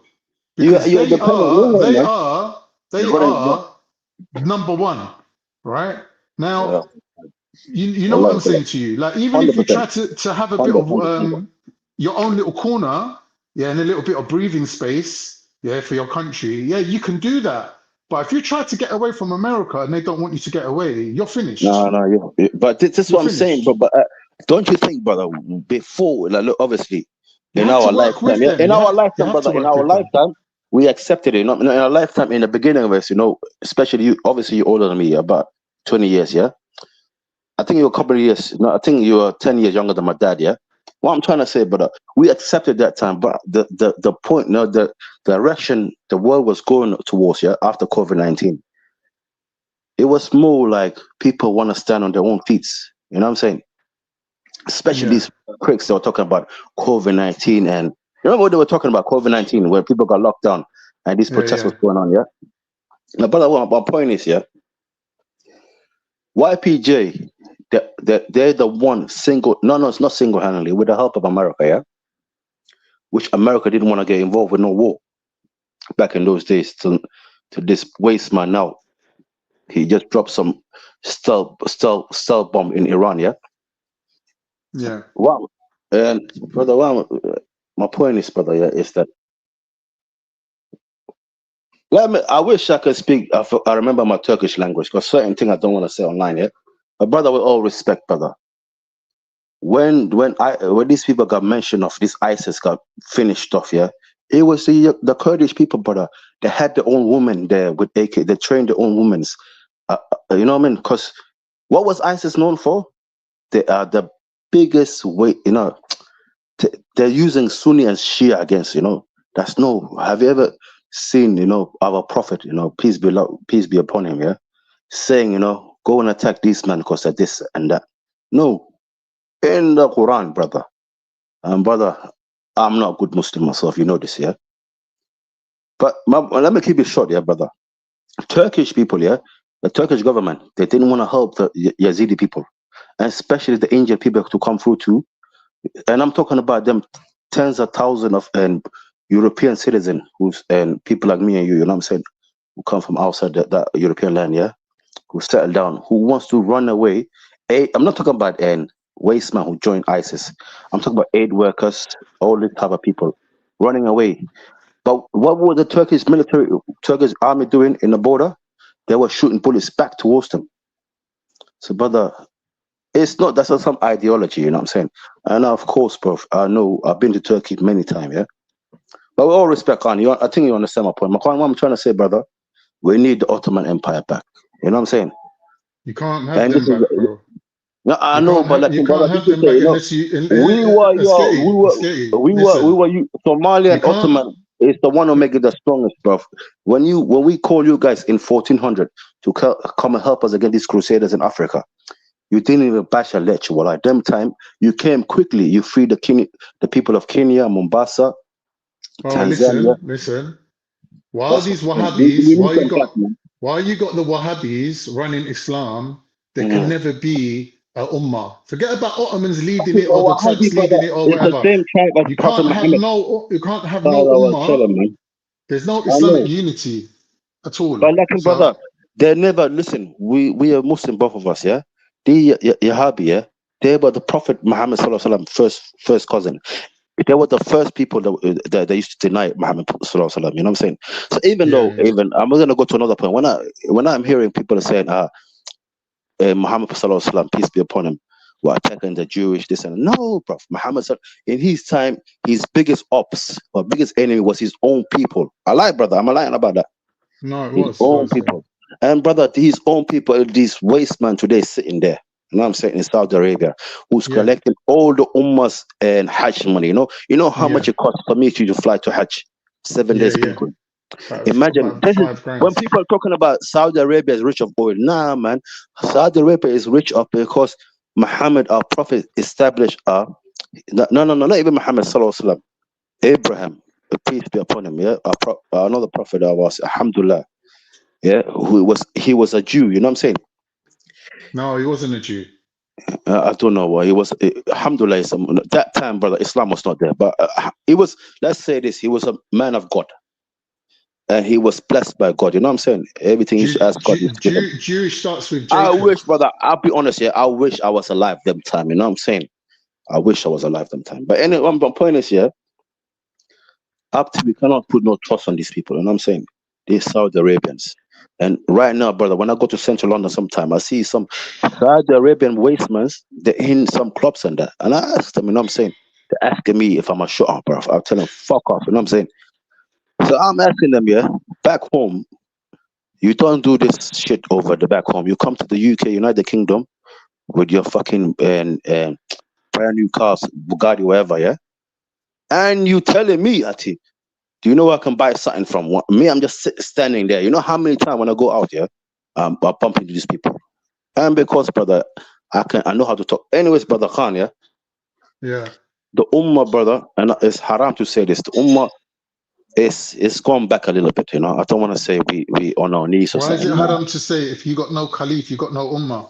No, what I'm saying, us as a Muslim right now, you see what the white supremacists are doing. But I know that's always a sign good coming. You know what I'm saying? We are 1.8 billion people. So when I'm hearing, especially from the far right, yeah, I tell you, it's the Islam, this and that. If it's really truly about Islam, you think this far right? It's not the Shaitan and the demon, you know, talking to them, yeah? When they're attacking a whole we're 2 billion, let's be honest, we're 2 billion people right now, yeah? When they're attacking a group, yeah, which they call themselves yeah, the most dangerous people on the planet right now. And over some couple of less than 1 million people who said ice cream, you know what I'm saying? Which they created themselves, brother, yeah? Where do you think the far right should be? Are they dumb or are they just agents? Or I think the far right, don't care about their future. Far right learn about Islam from Speaker's Corner and YouTube and Ali Dawah. That's where they learn about Islam. That's why Tommy Robinson went to meet Ali Dawah and asked him, if you had a 9-year-old daughter, would you let her get married? Let's be honest. That's where they're learning their Islam from, bro. Tommy Robinson won't be around without Ali Dawah, you know that? Ali Dawah makes sense. Exactly. And Ali Dawah himself, is Kurdish, isn't it? It's Kurd, yeah. Yeah. But I'm saying, brother, you see the way my man when he pull up and he's caught when he came out of court. You should see his face. Yeah. Up to you. Let's play that video when Ali Dawah caught him. Yeah, his face changed in it. That guy was like, "Let me get back to journalism." You know, wallahi, bro. That day, look at his face. Yeah, it lit up. You know what I'm saying? He realized, let me talk shit. These idiots, like, you know, these far rights, like in this country. And bro, let's be honest, these far right are nasty.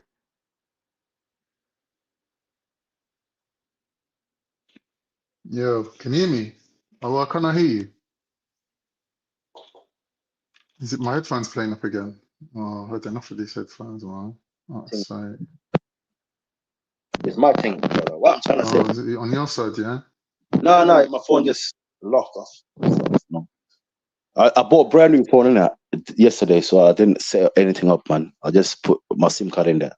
But brother, I want to go back to this point, brother. I don't fear nothing, man. I fear Allah, yeah. ISIS, yeah. Daesh. No, don't call Daesh, yeah. And I want to get to this point, brother. These people who left from high school, like Shamima Begum. When she walked through there, Turkish government is all in there joining the ISIS. Okay. You got already tricked by some waste man who's there. You know what I'm saying? I don't want to say stuff. I have to say, no, like, what is saying, man? That is cool.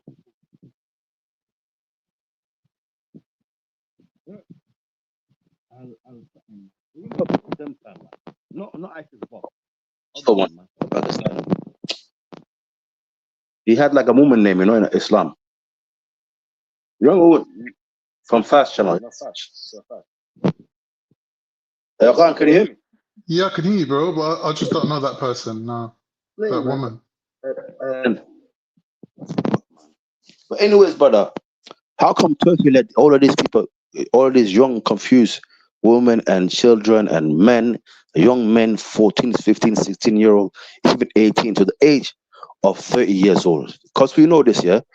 Allah, even in the Quran, it says this, you're not really fully developed until you are 33 years old. Yeah, but in Quran it says 30. Yeah, how come the Turkish government open the border? Just say, yeah, go and fight that fight over there, some stranger fight, which America created, bro. Yeah, who created ISIS, bro? It's John McCain, innit? John McCain. I lie. So my point no, is, you're right. You're right. Why come the government of Turkey, man, never stop people? They should just deport them back. When they see your passport is from, it don't even matter, bro. You coming from Europe into Turkey. You're not coming from Asia into Turkey. You come from Europe into Turkey, going to Syria, towards Raqqa, you know, Raqqa. Yeah, Aleppo. Raqqa, yeah. Aleppo, yeah. The stronghold, yeah. They know this already, yeah. And the worst thing, brother, I studied this a lot, brother, yeah. Well, I studied it inside out. There was buses outside, you know, the Turkish border into Syria, taking them from there to point B, you know what I'm saying? But where was the Turkish government? I know where the Turkish government was. They were the bitches of America, whose America allowed them to join. America allowed these kids, you know, all these, like especially these kids, you know what I'm saying, who parents are suffering right now. Shamima Begum, she got brainwashed, you know what I'm saying? How come these far right, yeah, they have no problem with this grooming gang, yeah, underage girl taken advantage of? Shamima Begum clearly was a big of our family, man. Wallahi. You know what I'm saying? Wallahi, brother, yeah? These motherfuckers were unleashed. And we all know this, yeah? The foreign fighters of ISIS was the worst of the worst, you know what I'm saying? At least the people of Syria and the Arab people, they were thinking, you know what? But they turned their back at the end, you know what I'm saying? But the foreign ones, they don't know, man. They've been watching MTV, they've been watching fucking eating McDonald's, and they just, now I'm what you mean, brother? I'm a Muslim now. I want to fight a fight for the Islamic State. Over some waste man, you know, who stood up one day in Iraq and Baghdad, yeah. He came out of nowhere, bro. Al-Baghdadi, he starts saying that he direct descendant of Muhammad sallallahu alaihi wasallam. You seen that video, innit? When they're making this prayer in the mosque, Friday prayer, Al-Baghdadi, and he's calling a legion.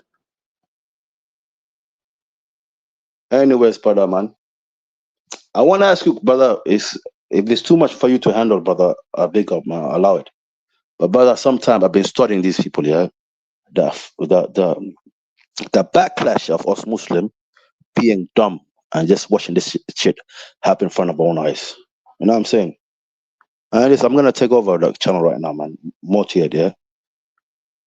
Nobody like Daesh. Fuck Daesh. Daesh is a waste, man. You ain't gonna take over Daesh. shit. No, up to you. Just came, but I don't like Daesh, man. I don't like Daesh, man. Fuck Daesh, man. And bring back Shamima Begum, man. Because I blame the Turkish government to open a door for her to enter. And and who gave her money, man? The Canadian government gave her some money, man, pocket money, to be part of her and that wasteman husband of her. Alhamdulillah, he's gone. Like Jihadi John, man. What do you mean Jihadi John? It's some wasteman Algerian who left here from West London. You know what I'm saying? Tottenham Court Road, man. No, not Tottenham, man. You know what's up, man? Labrador Grove, man. The Jihadi John. I don't know, brother. We all witness. But anyways, brother, I blame the Turkish government, man. That's my point. And the Turkish people have to speak up. They have to make a point for this, man. You lot allow ISIS to be created, man. ISIS. Yeah. Now the whole world, when we hear about Muslim, they put ISIS. Their own creation, this white supremacy created ISIS. But Khan, don't forget, brother. Your people are 100% involved with this shit. Death to all Daesh, man. I hope they need fully hanging, man. But when they go around villages and killing children and babies and wherever. SubhanAllah, man. 1 second, but I got so pissed off, my whole drink fell on the fucking floor. Well, really, you know me, man. You know me, I'm passionate, man. Yeah, I'm a passionate person, man. Really, you know me, innit? I don't want, what I'm trying to say, Turkish people cannot hide from this. You've been hiding enough, man. You will open the door for these lot. You open your borders. You let all of these insurgents come through your country. Over tens of thousands of people, man, from France. You know how many people left from France to go to Turkey? Bro, these people didn't come from Asia, come from that side, going to Syria. They came from Europe into there. But you lot, with this fucking Hollywood, yeah, Hollywood. I call them Hollywood, man. You want to create a movie, man. This is what I'm still waiting to watch, that movie of Daesh, you know. Nobody, I swear down, man. That day that movie come out, you know how much money it's gonna make? Where an innocent child, yeah. No, I call him innocent, bro, who got brainwashed online. He went to Turkey and he joined the ISIS. He was given some AK-47. He told him, you know what? That guy have no, imagine someone like a kiddy, man. Yeah. Alhamdulillah, at least I can do mixed martial art, yeah. But no military training, yeah. Just because I got brainwashed, I went to Turkey with my passport, yeah. And these Turkish government allow me to go in there. They allow me to get in there. Get in there. They told me just get inside that war, man. Come on, man. Royal Rumble. Get inside the Royal Rumble. Wallah, it's not even a laughing matter, man. Because the most death happened on the ISIS, man. Wallah. You know how many unreported? At least 7. No. I think at least 3 million people got murdered on the ISIS. Just by some, and the worst one is the foreign ones, you know, the foreign one. And bro, I know you're quiet, brother, and sometimes you want to defend Turkey. Fine, with all respect, brother. We see what's going on, bro. So, talk, brother. Who's gonna pay for the damage of ISIS, man? Not the Muslim Ummah. I think Turkey should be held at least 60% Turkish are hand accountable, man. Because people went from Europe into Turkey, man, into Syria. 4 years white supremacy, man, but everybody knows white supremacy. But as a Muslim, how are you letting these kids go through, like Shamima Begum? Let her go through, man. You know she's British. You know she speaks English. You know she came from Europe. But you still allow her to just walk in there like nothing. Because why? Because America put you up to this, yeah? Let's create insurgency over there, innit? And Khan, why are you quiet now, man? Well, anyways, man. Veli, you know what I'm talking about, man. Bad man never lie, man.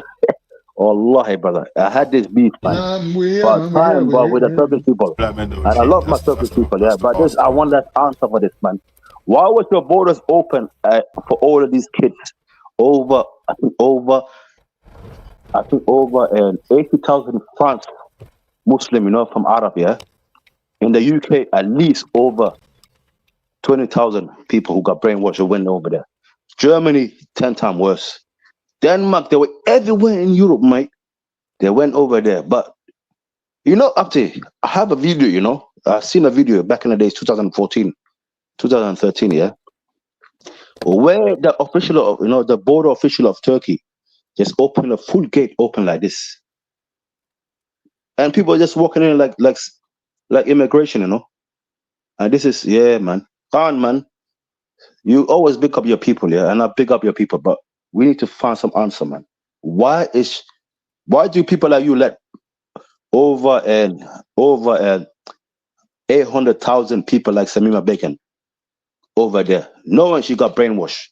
Not even there though. He's the same as Shamima Begum. He's born in the UK. He's here right now. I'm sorry, man. I didn't say him, brother. You know I didn't say him. I'm talking about his government, bro. Because After you will never find that Somali with us being leader of that. You'll never find that.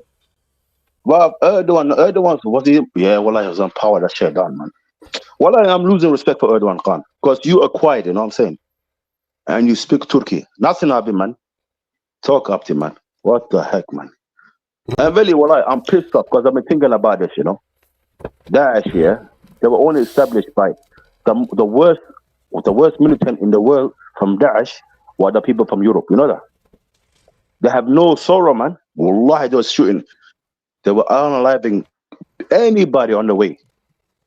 Even they influence their own people because the ones in Arab, yeah, the ones in Arab, at least they care about, you know what?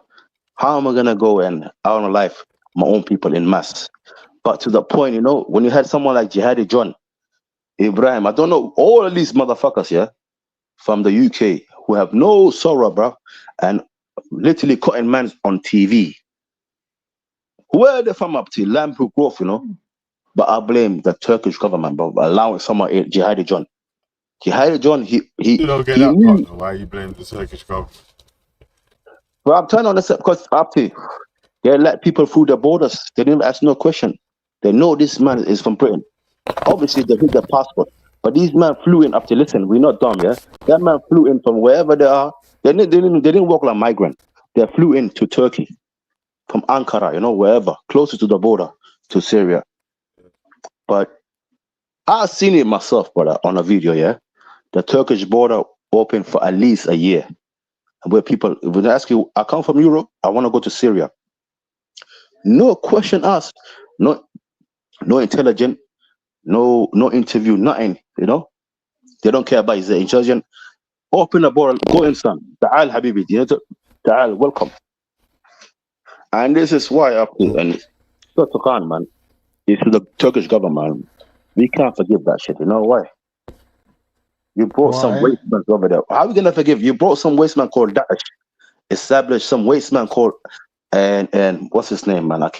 Abi Wasa. One thing I know he's doing, you know, this Sumerian, you know, from Samarun of Iraq, al-Baghdadi, to make a speech. Yeah, he took some US dollar in his pocket, made a speech in a Friday prayer in Iraq, yeah, and he's saying, I'm a direct descendant of my Prophet Muhammad sallallahu alaihi wasallam. Our war is again Muslim, no kafir, no European, nothing, any kafir. And then now you have some idiots who's online on Facebook hearing that shit, flying into Turkey and walking through there with no problem, bro. And Turkish government knew this already. How many hundreds of thousands of people, yeah, left Europe, you know, brain confused, you know, kids from high school, sit in their school. You know what I'm saying? Listen to, using BlackBerry phone, you know, BlackBerry phone. You know, up to anyways, man, you hear my point. It needs to be addressed, man. And it's not the Turkish government. Obviously, it's the Turkish government, brother. Obviously, not the Turkish people. Haram alek. Bakan, man, why did someone like Shamima Begum be allowed into, and Jihadi John into, and the worst thing about it, Jihadi John, a representing of West London, man. Little pussy, you know what I'm saying? Representing West London, going over there, cutting next man like head off, you know, and head off, you know what I'm saying? Why up to? Because you man let him in, innit? Because you man let him in. That's my point. Why'd you let him in, man?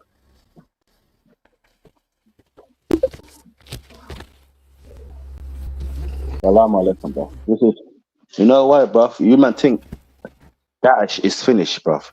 Daesh is just a agency waiting for the American to give them green light and funding again. So are we gonna expect Turkey again to open the border again? Are they gonna go through now to the war towards if some waste man and Islamic surgeon claim Iran to be a Muslim nation, yeah? Should we just allow people to flock in there as well? 2025 today, soon coming. Yeah. Are we gonna allow that, bro? You want me to just talk to myself, bro? You man are just quiet. No, you're talking, we're listening. What do you mean? I'm trying to say, somebody have to take blame for this shit, man. And obviously, we know America. We cannot blame America. America is the same people Jim Crow and all of that shit. You know what I'm saying? These people don't like anybody who looks like them. And it's the British people. Americans are British, isn't it? So up to you, where do you Turkish stand? One time you're playing like you're not you, brother. Erdogan, man. I think they're kind of they're standing a bit with Iran at the moment. That's what I'm saying up to. Don't be a wrong journalist, brother. Don't say something you don't understand. Turkey is still the bitch of America, wallahi blah. And I love my people. But don't fall out of line, brother. Turkey is still the bitch of America, wallahi.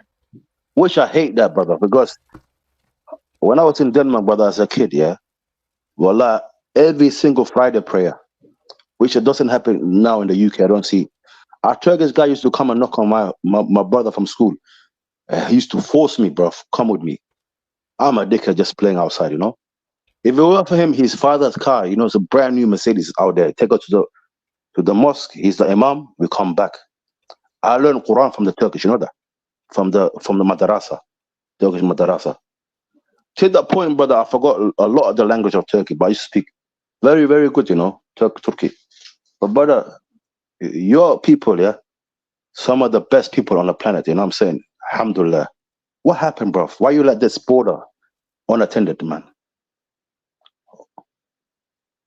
You're shooting at people coming back into Turkey, but you're letting people go into Syria. And brother, by the way, this is not a rant. It's not a rant against Turkey. You need to just get this. Do you know why? Because obviously he's not really on the ground in Turkey at the moment to be giving any sort of answers about what the politics are, unless he's keeping up with different parties that's in power, and this minister's talking about this and that one's talking about that. Maybe it's stuff about obviously having a relationship with America, where America is right now.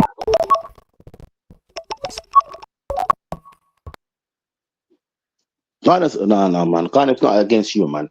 Wallah, I'm just trying to understand, yeah. What do you mean?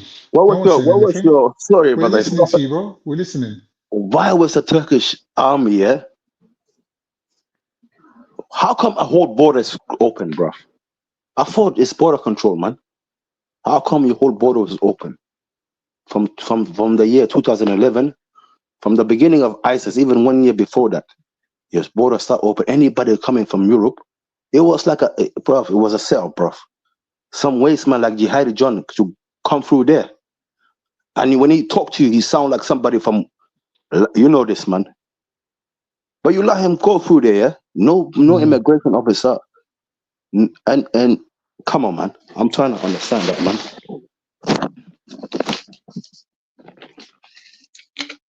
Anyways, man. I'm saying now, obviously, man can't really answer for can't really answer for Jihadi John. Obviously, we cannot speculate about the influence via America, but the way that politics goes is that, yo, if you ain't taking a knee to America, yeah, then they're gonna mash up your place, like like Iran's finding out. Yeah, so yo, Erdogan might have to take the knee to America behind the scenes. Out, man. Out. They need to hand him over to the PKK, man. Erdogan. Hand him over, man. Wallahi. Hand this guy over. Because this guy was on a watch while this shit was going on, man. When these innocent children who got brainwashed on fucking Facebook, wherever, flying over there. And he told his troops, yeah, let them come through. They're only over there to fuck up shit. It is what it is, man. Right now, everybody, you know, everybody here is Muslim because of some waste man called Jihadi John from West London. You know what I'm saying? And we need to ask the question, why was he let through there in the first place? Well, why are you answering for Jihadi John, innit? You just told man that obviously you ain't fucking Jihadi John. I'm not answering no questions about no fucking Jihadi John. The same thing that the man them was trying to tell me yesterday, like I killed Martin Luther King, but I ain't even old enough to even have a chance at even attempting to kill Martin Luther King. So this is wild. Like I ain't answering no questions for someone I don't even know, let alone weren't even alive when they was carrying out whatever they was carrying out. What are you talking about, man? 100%, man. And brother, I'm not here to sound like some waste man far right. You know what I'm saying? But brother, you know what I'm saying, brother? I see what's going on right now. Muslim Ummah is getting question and question and question, like we like 100 million people, or like 200, like a nation. So, and when we see what happened with this waste man, you know, we done in Syria, what's called Aleppo, yeah, by burning some journalists, bro. And RIP that journalist, man. I've got all respect for him and respect to his family, yeah. Burning my life. Let me ask you a question. To both of you two. What do you think about Iran saying now that they found about 30 Mossad agents and they're going to execute all of them? They have to, my friend. What do you think about that? Alhamdulillah, man. You know, if you want to move, like, I swear, we know this, innit? The war was against Hamas, innit? And Israel ain't even denying it. They're saying there's bare Mossad agents in Iran. They got bare Banksies over there, bro. Bare Banksies out there. So I'm saying I can't say too much, yeah, because obviously it's my man channel, yeah. But what we see on, you know, with the rocket and some guy sitting on a rocket. Why not, bro? Why not? Why not? Do you know what's mad though? Do you know what's crazy? What I noticed, the amount of intelligence these lot got on each other was crazy. Do you know that Iran had all the street plans and every street in Israel just on map? Come like sat-nav. Oh yeah, they're sending missiles up the high street, turn left at the bus stop, cross over from Witherspoons and lick down the building. Yeah. That's how they're running it, bro. Yeah, of course they're running, brother. Imagine this, yeah. Pinpoint precision, bro. But in general, for pedestrian areas, obviously not like tactical areas, everyone's streets are on fucking Google Maps, innit? Like, so technically, I don't even have to go to your country to see any roads or what the roads look like. I could just Google Maps. Really, can I ask you one question, brother? Any chance? Really, can I ask you one question? Any chance you can bring? What's the name right now? 1 second. Your mic's crackling, man. Is it anytime you saw? Yeah. It's still crackling.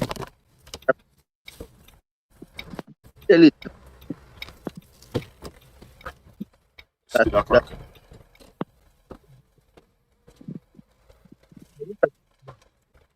It's my shopping still. Mashed up in Iran is not mashed up, but Israel is mashed up. But you don't hear this. He knew this already. This demon, you know, Netanyahu. This is what I'm saying, bro. You're putting your own people at risk, because you know you have a death sentence coming against you. You know what I'm saying? So as soon as you get kicked out, you know, as soon as your own Israeli citizen get hold of you, yeah, so you have no immunity, yeah. This old man, 70-something years old, 5 years old, yeah, Netanyahu. You know his time is over.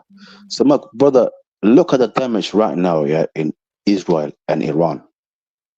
Because what I'm witnessing, Israel is on smoke. Not that you've seen it, you only seen some of it, but best believe it, bruv, Israel is getting bombed every single day.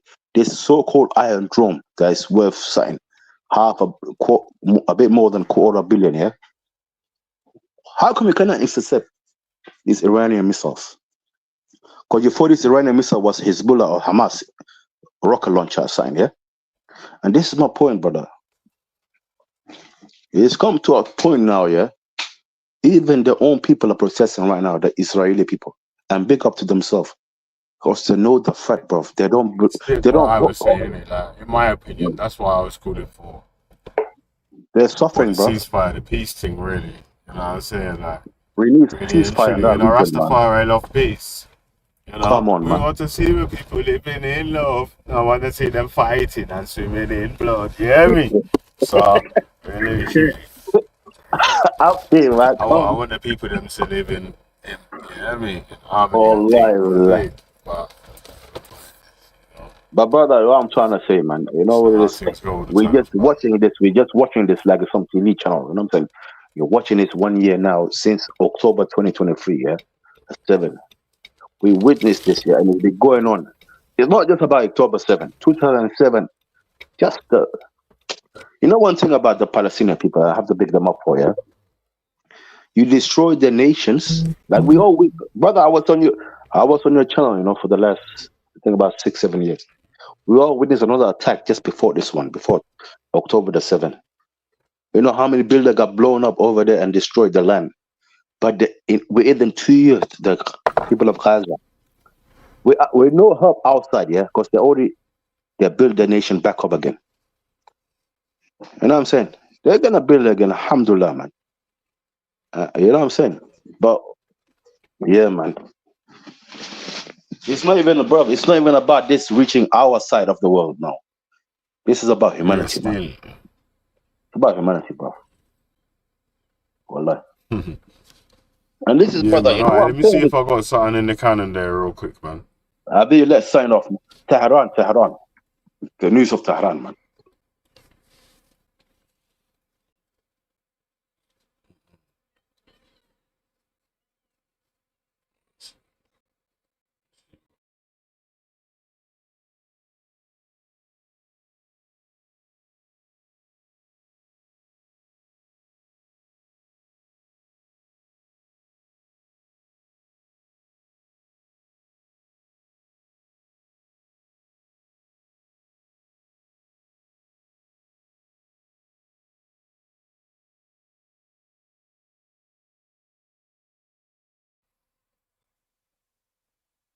Inquiry into grooming gangs and a day of shame for institutions whose job it was to protect vulnerable children and young girls.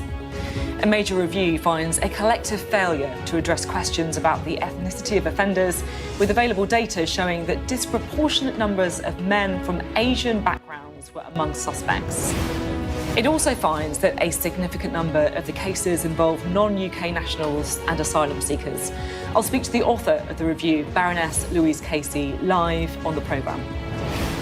The Conservatives attacked the Prime Minister for a failure of leadership. I'll also speak to the Home Office Minister, Jess Phillips. Also tonight, Donald Trump says Iran is not winning its conflict with Israel, as Tehran's state TV says it's under attack. The Prime Minister meets Donald Trump and other leaders at a G7 summit engulfed in crisis as the UK government issues new advice for British nationals in Israel. And a moment of calm in the storm. We'll look at an interesting Keir Starmer video of him enjoying the view from the Rockies and ask how they somehow made a molehill out of a mountain. Climbing every mountain with us tonight, Tom Baldwin and Laura Farris, who'll be with us for the next hour. I'm Sophie Ridge, live from Westminster, and this is the Politics Hub.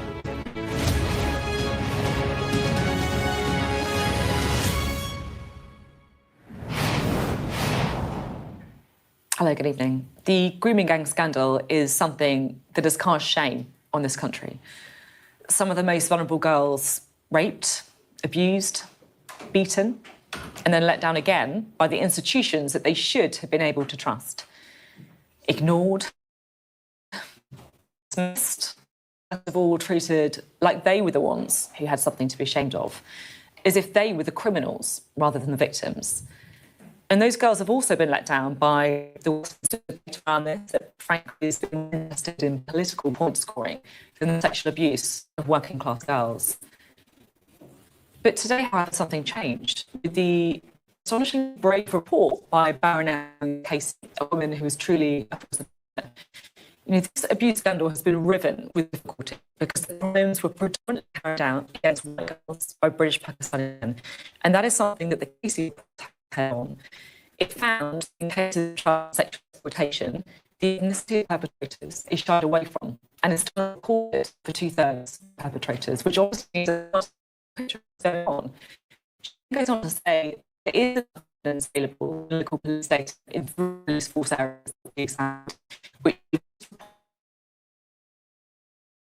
among suspects with groups of sexual exploitation, well as the number of perpetrators that age identify prosecution extinction. Now, at no point has that been said so clearly before. And she also goes further. There is an overwhelming problem with white perpetrators when that cannot be proved. The system. She doesn't say what the system is, but I think we all know what it means. And I have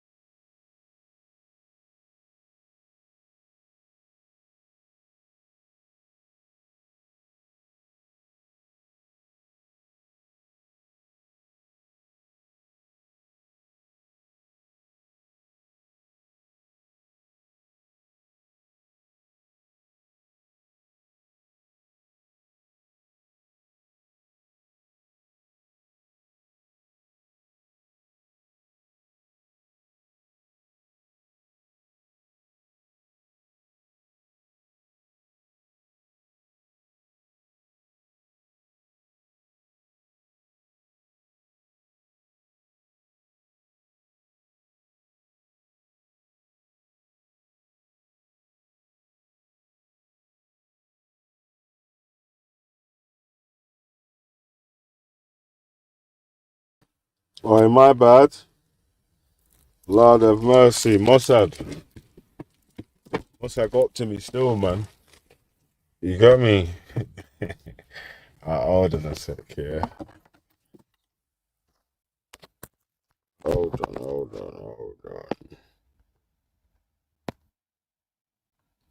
on.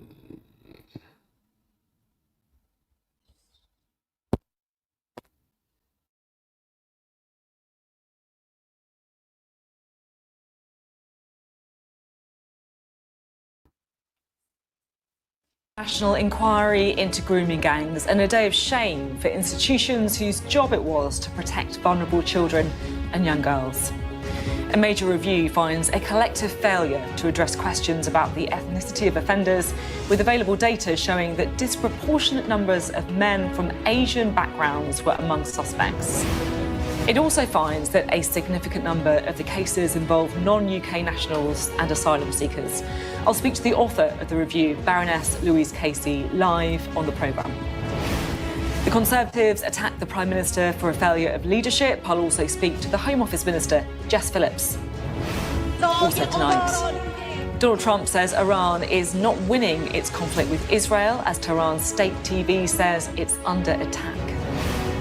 The Prime Minister meets Donald Trump and other leaders at a G7 summit engulfed in crisis as the UK government issues new advice for British nationals in Israel.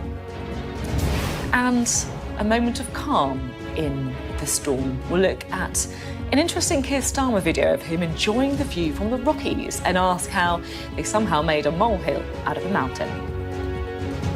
Climbing every mountain with us tonight, Tom Baldwin and Laura Farris, who'll be with us for the next hour.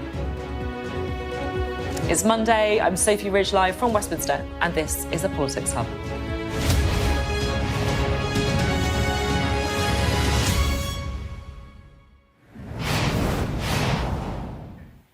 Hello, good evening. The grooming gang scandal is something that has cast shame on this country. Some of the most vulnerable girls raped, abused, beaten, and then let down again by the institutions that they should have been able to trust. Ignored, dismissed, or worst of all, treated like they were the ones who had something to be ashamed of, as if they were the criminals rather than the victims. And those girls have also been let down by the Westminster debate around this that, frankly, has been more interested in political point scoring than the sexual abuse of working class girls. But today, however, something changed with the astonishingly brave report by Baroness Louise Casey, a woman who is truly a force of nature. You know, this abuse scandal has been riven with difficulty because the crimes were predominantly carried out against white girls by British Pakistani men.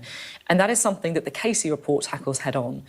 It found that in cases of child sexual exploitation, the ethnicity of perpetrators is shied away from and is still not recorded for 2/3 of perpetrators, which obviously means it's hard to gain a full picture of what's going on. She then goes on to say there is enough evidence available in local police data in 3 police force areas that we examined, which showed disproportionate numbers of men from Asian ethnic backgrounds among suspects for group-based child sexual exploitation, as well as the significant number of perpetrators of Asian ethnicity identified in local reviews and high-profile child sexual exploitation prosecutions to at least warrant further examination. Now, nowhere and at no point has that been said so clearly before. And she also goes further. The system claims there is an overwhelming problem with white perpetrators when that cannot be proved. The system. She doesn't say what the system is, but I think we all know what she means. And I have to say, it is refreshing to read a report from someone who cares so little for the opinion of the system. Louise Casey says she conducted her audit with the victims front and centre of her mind, and it showed. Well, I have to say, I am joined now by the author of the report, Baroness Casey. Thank you so much for being with us, and congratulations on your report today. Your emotional response to what happened to these girls comes across very strongly in the report. You know, at one point you decided to write a personal note to the victims and survivors to say that you believe what they said to you. Mm-hmm. You seem quite angry. I am angry. I'm angry on behalf of the victims.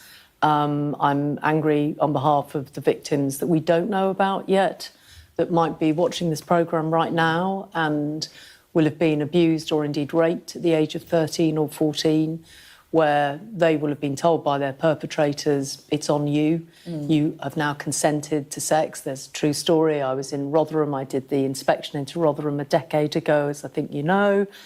And I interviewed or listened to, actually, a testimony of one of the survivors. And on her 13th birthday, they waited until her 13th birthday and then they multiply raped her. And I think one rape is traumatic enough. Nobody should ever have to experience it.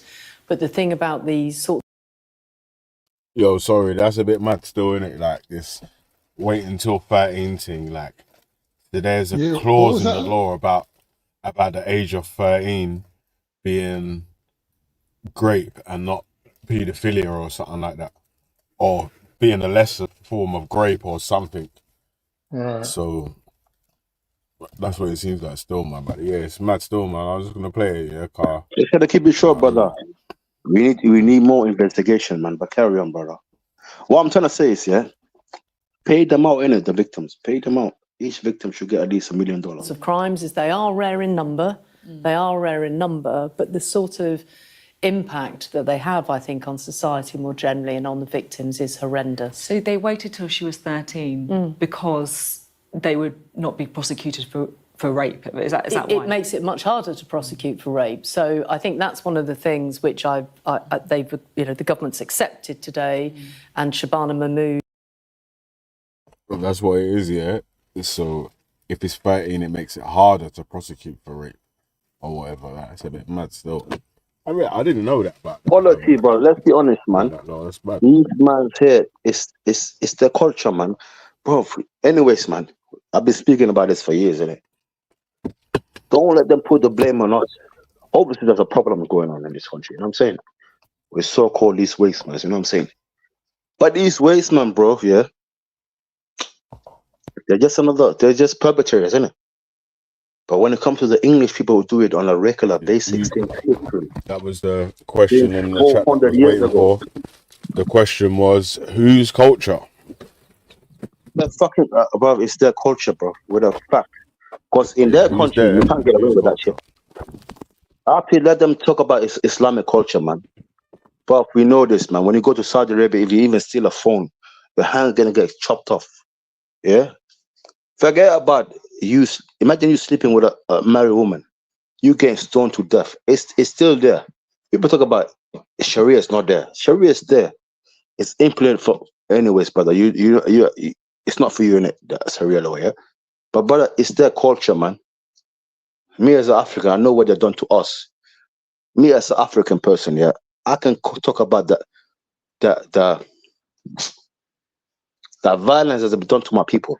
Can I just quickly say something? Nah, man, hey, wait, Africa's free from this, man. This has got nothing to do with that. I'm talking Africa, about bro. them as human beings, man. Africa's free from this, bro. man. No, I'm saying, brother, their history is a culture. Let me just quickly say something, man. Them as the people, not you say your thing, but when someone objects to what you're saying, it's that you want to argue back, bro. Just let the man say what he's saying, innit? You don't have to agree with him, bro. He don't have to agree with you. Asketty, don't tap dance around it, man. Just say what you want to say, innit? I'm trying to say it's their culture, man. It's white supremacy culture. Can I say something now, then, Asketty? You said that already. Let me say something now. We don't do that shit on TV, man. Let me say something. Yo. Man. All right, cool. There's no such thing as Islamic culture. Islam is a religion, right? Exactly, Everyone man. follows it. Everyone follows it differently. I got my Turkish Islam. You got your Somali Islam. It's not gonna match up. No, haram, my leg, bro. One minute. Shut up, man. Shut up. Let me speak. When it comes to this abusing children, Lark, there ain't no civilization on earth that's free from this. Everyone is guilty of abusing children. Yeah, specifically men against women, like children. Let's just be honest. There ain't no nation of people on this earth. There ain't no nation of people on earth that can put their hand up and say there ain't no paedophilia in my country. But you're chatting shit. That's true, That's what you're saying. we're talking in general, isn't it? Wait, hold on. No. Yeah, but your point is right in general, Khan. We're all guilty, innit? But we're speaking about this specific situation here, innit? Yeah, but 1 minute, Vel, I'm bringing it to that, innit? On a wider scale, we're all guilty of these things, and we're all guilty of turning a blind eye. Hold on, bro. and we're all guilty of turning a blind eye to these sort of things and I victim don't watch blaming. porno, man. Shut I don't up, watch man, porno, you man. fucking prick. Shut Shut your up, man. mouth. Listen to what I'm saying, That's bro. it. You Like, let it's driving me confidence. crazy, bro. Man's driving me mad. It's been hours. Listen, what I'm saying is, yeah, on a wider scale, everyone's guilty of this. On a localized level, we're looking at this situation, and it's like too many people turned a blind eye to this happening. Police, social services, the community at large. Everyone's turning a blind eye because they're victim blaming, and they're saying that these girls are having sex when they're 13. Oh, so there must be prostitutes, there must be skets, there must be this, there must be that. That's the fucking mentality that's wrong, bro. That's where it's going wrong. Yeah, and it ain't a racial thing because there was white girls, black girls, Asian girls, Sikh girls. There was all different girls involved. What So I about don't hear porno, nothing man? What about. about I don't porn, hear porn, nothing porn? about color. I don't hear nothing about color. It's What nothing about about color. porn website? Do you blame anybody can have access to go on a porn website right now? You can't do that in our country. But that's not. going on for hold on. years. But that's not a good enough excuse. Wait, hold on, bro. That's not a good enough excuse, though, because like at the end of the day, yeah, you might watch whatever you're watching. That doesn't mean that because you've watched that you're able to go out and abuse people, man. That's Do you crazy. feel Like, like that? you're Do you feel giving like people excuses for that. so like what I hear people basically, I don't really talk about it from the other side, yeah, from the other point of view, right? But you might as well, yeah. Like obviously I've heard all the things that Khan said and everything else, yeah. But when it comes down to where they're looking at it like, okay, well, their culture might be, you know, their general people, you know what I mean, might be okay with the fact that we're like second-class citizens to them. We're like, you know what I mean, kafirs to them. We're not part of their thing, yeah. So they might mistreat our people. They might be okay with that. You know what I mean? Like, so that's generally where they might be coming from. What do you think about that? Do you reckon there's any truth to that? Even if they are born and bred here, you know, I've seen, you know, people that are from different faiths that say that. You know, they're better than other people. Big point. That was my point in the first place. But anyways, carry on, man. Khan, you pissed off now, yeah? 1 second, but what I'm trying to say, you know what it is though? It's that because obviously, you know, obviously you're saying that it's the people's, the English culture's fault or whatever. And like Khan did say, yeah, if we're going to be speaking about people mistreating other people, specifically men to women, and even men to children, then it happens in every culture. Shall I keep it real with you though? I'll be real with you though, yeah. There are people like that have that mentality that think, yeah, that they can fucking take the piss with some women as opposed to other women. That is true. They will probably take advantage of anybody they could get their hands on. Don't get me wrong, but there is a bit of a pecking order. You know what I mean? In terms of like they're like, oh yeah, fuck them. You know what I mean? So the thing is as well, they are definitely going for easy targets, right? These girls generally that we've seen in documentaries. No, but that's not true. You see, when, like, what my man's typing in the chat that like no Muslim girls got targeted either. Even in these reports, they say that there's Muslim girls that have been in these things as well. I think personally, a lot of women have been targeted, right? That are too ashamed to come out, right? From different communities, especially Muslim communities. I feel like again, you know, the stigma of like, you know what I mean? Having that, right? Like people talking about it, whatever. Word gets around in your community. Do you know what I mean? They'll shame you forever.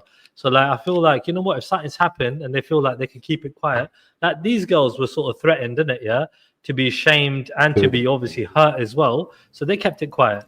You know what I mean? So. In the actual report, and Jess Phillips has said on multiple occasions about all the different people that's been abused, but they don't want to go public with their stories and all this sort of stuff there, ain't it? Like, but boom, like, yo, Adam Swift, they're women now, bro. I mean, my bad. Yeah, but they're women now, bro. You get me? Obviously, there were girls, and there were probably obviously women of age being groomed as well, right? Grooming is not, what you call it, just the thing where it's like they have to be underage, isn't it? So, 1 second, can I just say something? I'm going to keep it very short, yeah. Why I always take it back to history, and I call it English culture, yeah. Because they're done it to my people through colonization. Even less than 150 years ago, bro, they came to my country. They're done it to children, men, even men, bro.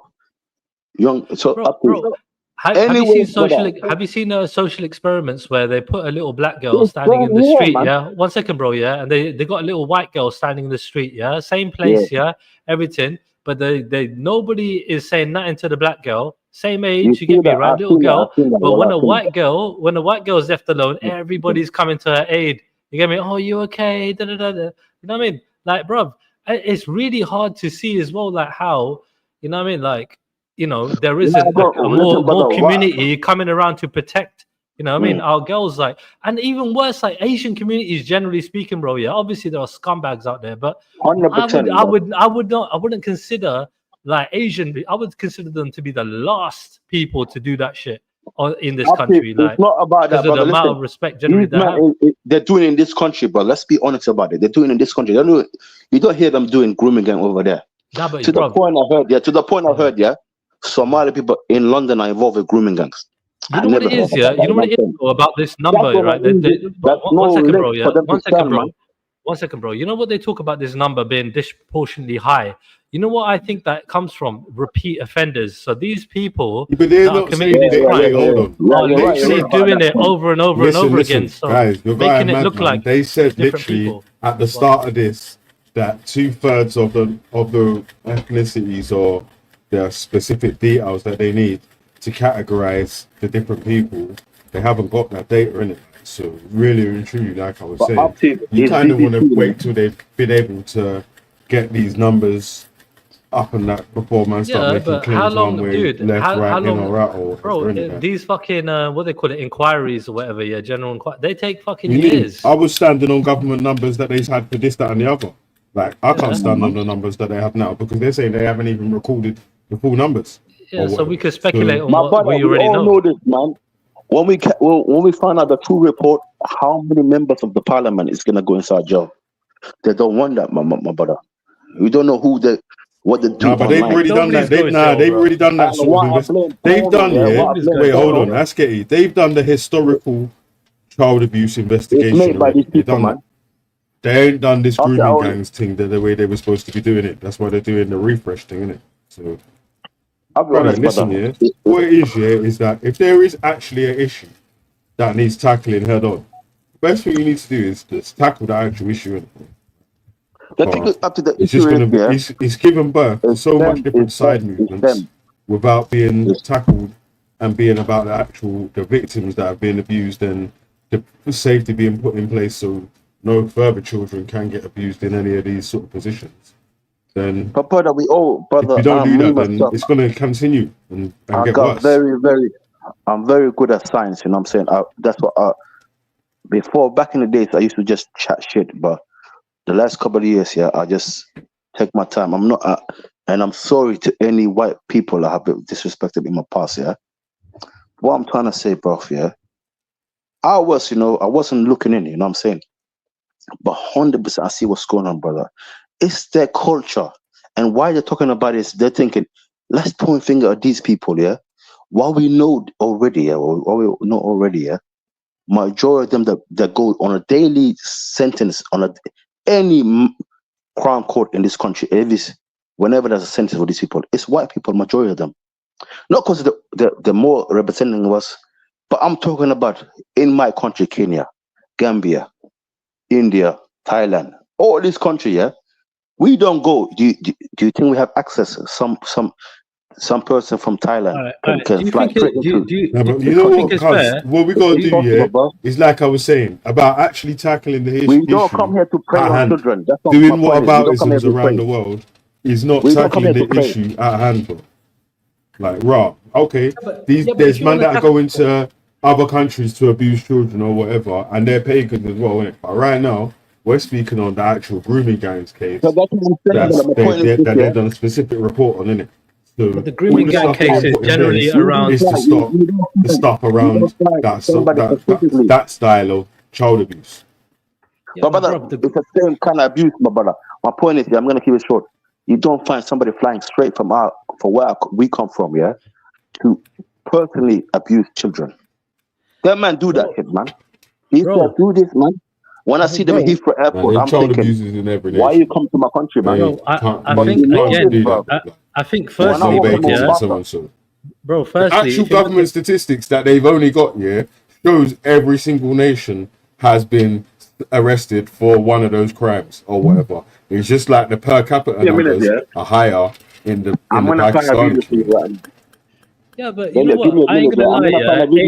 Even if that's the case, Veli, yeah. Even if I'll skate you 1 second, yeah. Even if that's the case, yeah, where literally it might be overrepresented in terms of like, you know, talking about things, right, where they haven't got the actual numbers and everything in check, and you know, even if they did, right, it's still like, you know, I mean, nowhere near as, you know, I mean, like, you know, an issue as they're making it out to be, yeah.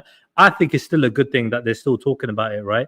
Obviously, not in a way where it's targeting minority communities, right? I wouldn't say that if it was any of, obviously, like, because we're from outside looking in, man can say that sort of stuff, right? But if it was your youth or your child or anything that had been abused by any of these people, you wouldn't be saying this. It would be life and death issue, innit? 100%, yeah. That's the way that some of those people are looking at it. Like, That's the way, yeah. That's why when Raj was doing his thing, like, yeah, I was never up for Raj on anything to do with that or whatnot. You get me? Like, well, if anything, I was supporting him to do his thing, because he's like, right, trying to stop this shit because it happened to someone either in his family or very close to. So I mean, there was a lot of speculation behind that. That was even proven to be untrue. I would agree with Raj on the fact that when he said basically what Trilla said a minute ago, which is that certain Asians, look at whites as lesser than them in terms of their culture and their civilization. Right? I'll agree with Raj on that. But when he tried to say that it was specifically the Muslims that do it and it's from their religion, then I had to disagree with him. But if he would have just said Punjabis in general, look at white people as if they're lesser than that. And if a Punjabi man was to come home with an English wife, his mum would be giving him the side eye. I would agree with Raj on that. But hold on. But are you telling me Muslims don't look at other people, right? Some Muslims don't look at people as second-class citizens. They do. They call them kuffar, right? They go out there thinking that they are superior. You can't be a kuffar based on your race. Some people do. No, based on your ideology. Right? Based on your ideology. So they're not Muslim girls. That's the point. But they're not Muslim girls. There you go. That's what people are arguing, that they're not Muslim girls and they're targeting non-Muslims. My brother, I'm going to make a short point here. I just posted a video in the back chat. Please, you man, play it, yeah? Play it, yeah? Press play if you can. The suffering we're going through in Kenya, where the white people come through there. Right now, you have a white woman talking. You just, please, really. Because, bruv, it's not about Asians. It's not about... Imagine tomorrow if the Kenya reversed... Yeah, but bro, listen, man. This is the same sort of thing what... But I don't like when people say to the opposite side. Wait, hold on, bro. You can't really do that in the middle of the discussion, right? It start going over to somewhere else to try to make it like we're going. That's a whole other continent and country that you're speaking of right now. Man, we're talking about shit that's happening in the UK right now. That if they're actually doing an inquiry on that people have been bitching about for years, this, that, and the other. So. Like, but how the thing is, yeah, how does that have anything to do with if we're going to be genuine? No, that's cool, yeah. But at the end of the day, bro, looking at the mindset of the people, there are people with that mindset. Yes, there are some fucked up people as well. But I'm saying, yeah, more often than not, right? You might see it undercover. Like Muslims might not say it to my face, but I know when I'm gone. Yeah, I mean, yeah, some people around me might be like, oh yeah, you get me? Yeah, have you ever heard Somali man do that? They might be dissing the religion, they might be dissing everything, but they will never say it to my face out of respect. You get me? But like, don't think it don't go on, bro. Come on, bro. It does happen. That's not respect. That's tolerance. That's tolerance. That's not even respect. The word tolerance. That's a better word. Can I say something though? One second. I just had a question. You got what's the word grooming? Can you describe the word grooming? We need to find out. Making someone do something they don't want to do. Exactly. Yeah. So come on, man. But that's what they did, though, right? Well, obviously, first of all, remember, one of the girls gave an explanation. They ran away from the children's home. The Dons was at the cash point getting some money out. She asked them for a lighter. They ended up getting in the car with the dude. He went down to the shop and was buying them whatever they want. Like, I mean, probably whatever drinks and cigarettes and whatever. And it started from there. They need hanging.